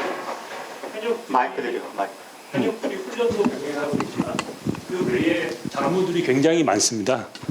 그런데 미래에는 어찌됐건 간에 병력이 줄다 보면 대대급까지의 병력들의 영향이 갈 수밖에 없습니다. 그렇다면 현역들이 전투 준비에 집중할 수 있으려면 결국 현역들이 전투 준비와 병행해서 하는 그런 잡무들은 과감하게 민간 아웃소싱으로 갈 수 있는 부분은 가야 된다. 예를 들면, 네, 알겠습니다. 알겠습니다. 그런 개념에서 말씀드린 부분입니다. 이걸 너무 깊게 들어갈 필요는 없을 것 같고요. 예, 지원 인력 일부를 아웃소싱 하신 말씀이죠? 네, 알겠습니다. 하여튼 대대급 전투력을 건드린다는 얘기는 아니니까. 이상입니다. 예, 우리 박범진 교수께서 좋은 질문 주셨는데요. 질문 주신 내용 중에 저는 앞에 발표 중에도 이야기를 했지만은 우리가 북한의 위협을 인식하면서 아주 오래전부터 오면서 최근에는 핵 WMD와 연계된 정말 극단적 위협으로 지금 인식을 하게 됐는데, 지금 주변국과 관련된 문제, 특히 중국과 관련된 이 문제에 있어서 서해 내해하라든지 또는 여러 가지 활동들이 머지않은 시점에 우리한테 굉장한 큰 위협, 야 저런 게 있었나 하는 정도로 위협이 될 수 있을 가능성이 크다고 보고, 지금 우리가 그 인식을 낮추는 거는 언론이나 이런 데서 현실의 현상으로 나타나는 것을 다 발표도 안 할 뿐더러 지금 제대로 인식 못하고 있는 부분도 있다고 생각해요. 그래서 어제 그 극단적으로 해군 국감에서 이 문제가 거의 전체 국감의 핵심 이슈로 떠올랐어요. 그 정도로 지금 이슈가 되고 있는데, 그런 측면에서 본다면은 중국 또는 일본 뭐 주변과 관련된 측면에서의 전략 작전적 개념이 충분해야 되고 전력 확보가 필요하다고 생각을 하고, 우리 해군에서 조금 전에 이야기했지만은 얼마 전에 그 경항모 같은 거를 추진하는 부분도 단순히 우리가 뭐 현실적인 측면을 떠나서 북핵 위협도 대응하지만은 그런 전력들이 장기적으로는 주변국의 이러한 부분에 효과적으로 대응하고 역할을 할 수 있다. 이런 측면에서 저희가 이제 발전해 왔던 부분인데, 다만 지금 시점에서 보면은 우리가 과거에 소요적이었던 경항모가 현실적으로 맞냐 이 측면에서 보면은 기술 발전이나 시기적 이 변화를 고려했을 때 그러한 부분이 충분히 반영돼서 전력 발전이 돼야 된다. 예를 들자면은 유무인이 복합으로 할 수 있는 어떤 그 해상 플랫폼 모함을 만든다든지 이런 쪽으로 발전을 해야 될 것 같고, 전체적인 측면에서 앞으로 중국의 이런 그 내외와 같은 이런 위협에 대응하기 위해서는 발표했지만은 해양 영역 인식이 종합적으로 이루어질 때 MDA 측면의 발전, 그 다음에 결심해서 지원하고 대응할 수 있는 전력의 발전이 균형 있게 이루어져야 된다. 그런 측면에서 제가 말씀드린 바와 같이 첨단 전력도 중요하지만은 우리가 기존에 계획했던 소요 전력, 그 다음에 단기에 이루어질 과도기 전력들을 차질 없이 적시 확보해야만이 우리가 요구하는 시점에 그런 주변국 위협, 잠재적 위협에 대응할 수 있다. 이렇게 생각을 합니다.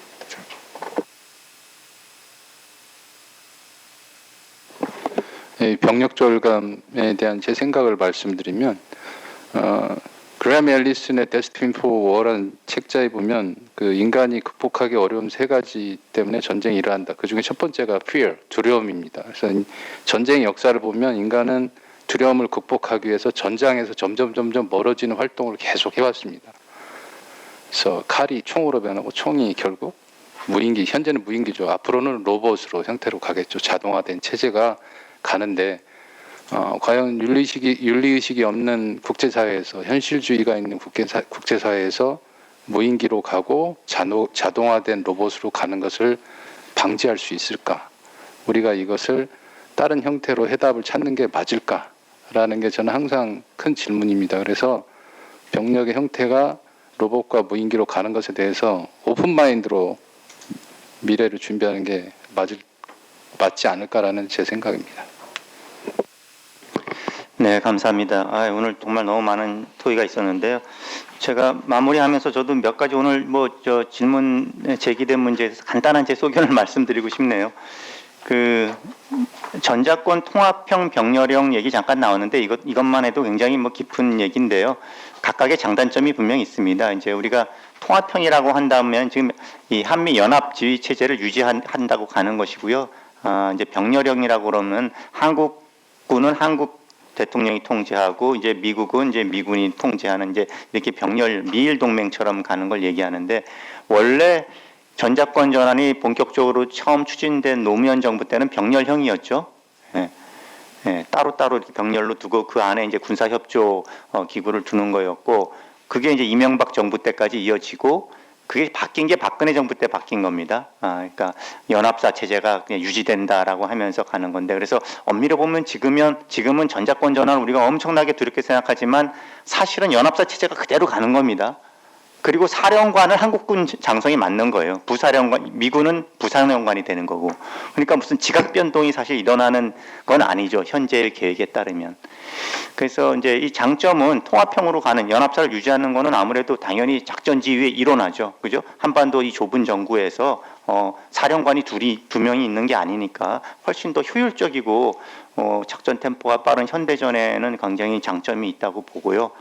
다만 이제 병렬형을 지향하는 이유는 기본적으로 이제 군사 주권의 온전한 회복이라는 측면에서 봤을 때는 한국군에 대한 작전 지휘는 한국 대통령과 국방장관 이렇게 통제할 수 있어야 되는데, 그래야만 우리 주도적인 이제 전쟁 기획과 수행이 가능하다고 보는 것이고, 한국군 주도, 미군 지원 형태가 되는 것이죠. 그래서 이게 뭐 보는 각도에 따라서 좀 차이는 있지만, 저는 뭐 개인적인 그 소견으로는 이제 우리가 병렬형을 지향해야 된다라고 생각은 하고 있습니다. 그리고 두 번째, 아까 또 최근에 약간 좀 논쟁이 됐던 그 국방부 장관, 합참의장 군정 군령권 문제가 지금 보니까 국방위에서 뭐 국민의힘 의원께서 이제 이거를 이제 입법 뭐 이렇게 발의를 하신 것 같아요. 근데 아까 강 장군님이 굉장히 잘 지적해 주셨는데, 사실은 좀 비민주적인 발상이라고 저는 봐요. 그러니까 군을 운영할 때 군을 양성하는 이런 이제 이 군정 분야, 그 다음에 군사력을 실제 움직이는 이 군령 분야가 있다고 하는데, 이 군령 분야는 이제 합참의장이 행사해야 된다 그러면은, 그럼 여기에 대한 통제는 누가 할 거냐는 거죠. 국방부 장관은 이 군령권을 배제한다 그러면 누가 이걸 합니까? 이건 그냥 군이 알아서 하는 거예요. 군사력을 운영하고 움직이고 작전하고 하는 거는. 그렇지, 대통령한테 통제받는다는 거거든요. 오로지 대통령 일인한테. 이게 옛날에 태평양 전쟁 때 일본 군대가 그랬고, 1차 세계대전 때 독일군이 그랬고, 오로지 천황이 됐든 황제가 됐든 수상이 됐든 그 1인한테만 통제하면 그 내각 전체의 통제에 벗어나는 그런 문제가 있어서, 이거는 사실은 아까도 강 장군님이 좀 안타깝다고 얘기하셨는데, 아직도 우리가 이 민군 관계를 보는 우리 사회의 성숙도의 문제라고 봅니다. 심지어 우리 언론에서 막 제기되는데 잘못된 그 사실관계가 틀린 얘기들이 막 나와요. 미국도 그렇다, 뭐 다른 나라도 그렇다. 장관은 군정권만 행사한다. 그렇지 않습니다. 미 연방 헌법을 보시면은 명확하게 규정돼 있어요. Operational Chain of Command가 대통령, 국방부 장관, 그 다음에 통합군 사령관으로 내려갑니다. 지역사령관으로. 그래서 이런 문제에 대해서도 우리가 좀 명확하게 관심을 생각을 할 필요가 있을 것 같고, 아까 또 사단수 감축 이제 뭐 이런 얘기 나왔는데, 오늘 사실은 이게 뭐 우리 이제 다 같이 함께하는 포럼이기 때문에 그렇게 구체적인 문제로 들어가지 않았습니다. 근데 뭐가 정답인지는 모르죠. 사단수를 감축하는 것이 꼭 맞는 건지 아니면 그렇지 않은 건지 모르지만, 우리가 너무 그냥 어떤 부분을 그냥 당연히 이렇게 기정사실처럼 해놓고 이렇게 출발하지 않았으면 좋겠어요. 노무현 정부 때 이 국방개혁했을 때, 그때 이제 50만으로 상비 병력을 맞추면서 그 당시 사단수를 그때 아마 46개인가 47 사단수가 그랬는데, 그걸 23개로 이렇게 거의 뭐 절반을 줄이는 쪽으로 계획이 잡혔었습니다. 그렇게 잡혔어요. 그 계획은 당시에도 우리 합참이 주도해서 만든 겁니다. 그때 이상희 합참의장 계셨죠. 그랬는데 이제 그 이후로 이제 오면서 정부가 바뀌면서 계속 보완되면서 뭐 사단수라든지 뭐 이런 것들이 조정되어 오긴 했습니다만, 그때는 엄청나게 그렇게 큰 폭의 사단수를 대폭 감축하는 국방개혁안을 어쨌든 그 당시 합참이 주도로 만들었다. 그래서 지금 현재 우리 국방부가 군에서는 뭐 어떻게 생각하는지 모르겠습니다만, 이 문제도 사단수를 될 수 있으면 좀 유지하고 싶다, 이런 전제에서 출발할 그러진 않았으면 좋겠다. 물론 꼭 사단이 뭐 엄청 감축해야 된다, 꼭 없애야 된다, 꼭 이렇게 꼭 전제할 수도 없습니다만, 우리가 좀 뭔가 이 원점에서 한번 좀 생각할 필요는 분명히 있다. 아까 말씀드린 여러 가지 큰 틀의 변화가 이제 있기 때문에 어떤 피할 수 없는 문제가 아닌가, 이렇게 생각이 들고요. 자, 이제 좀 맞춰야 될 텐데, 저희가 이제 오늘 너무 좋은 말씀 많이 나왔고, 이 한 번으로 이 문제를 뭐 어떻게 정리할 수는 없습니다만, 또 하나의 좀 우리가 이 문제에 대한 생각을 좀 더 깊이 하는 계기가 되었으면 하는 바람이고요. 저희 세종국방포럼이 국방 이슈를 가지고 이렇게 포럼을 쭉 몇 년간 해오는 이유는, 이제 우리 사회 외교안보 여러 이슈들이 있고, 근데 뭐 외교 문제나 통일 문제, 북한 문제는 사회적으로도 엄청난 많은 세미나 포럼들이 많은데, 이 국방 문제만큼은 조금 약간 소홀한 게 아닌가 싶어서 이 국방 분야에 대한 어떤 이 건전한, 이 건강한 어떤 담론 형성에 기여하고자 하는 겁니다. 그러니까 오늘 얘기 나왔지만 사실은 이 군 구조가 굉장히 기술적으로 어렵습니다. 사실은 군에서 굉장히 전문성을 갖고 사실 만들어 나가야 될 분야지 이 섣불리 모르면서 여기에 대해서 어떻게 이 바깥에서 하기 어려운 문제인 건 분명합니다. 다만 아까 뭐 김윤태 원장님이 얘기해 주신 실질적으로 군에서 그렇게 구체적으로 짜기 전에 더 큰 상위 차원의 어떤 개념이 분명히 있고 거기에 의사결정이 있는 부분도 있습니다. 뭐 우리가 전쟁 목표를 이제 어떻게 가져갈 것인가부터 시작해서 또 당연히 이제 우리 민간에서의 어떤 그 자원 측면에서의 뒷받침이 돼야 이 군구조 개혁이 성공하는 거 아니겠습니까? 그래서 아까 확장군이라는 말씀도 해주셨는데 뭐 이런 문제라든지 이 모든 것들이 이 사회와의 어떤 그런 공감대를 가지고 이것이 기획되고 수립이 돼야지만 이게 성공할 수 있다는 차원에서 저희가 한번 준비해 봤고요. 오늘 하여튼 긴 시간 이렇게 끝까지 함께 해주셔서 정말 감사드립니다.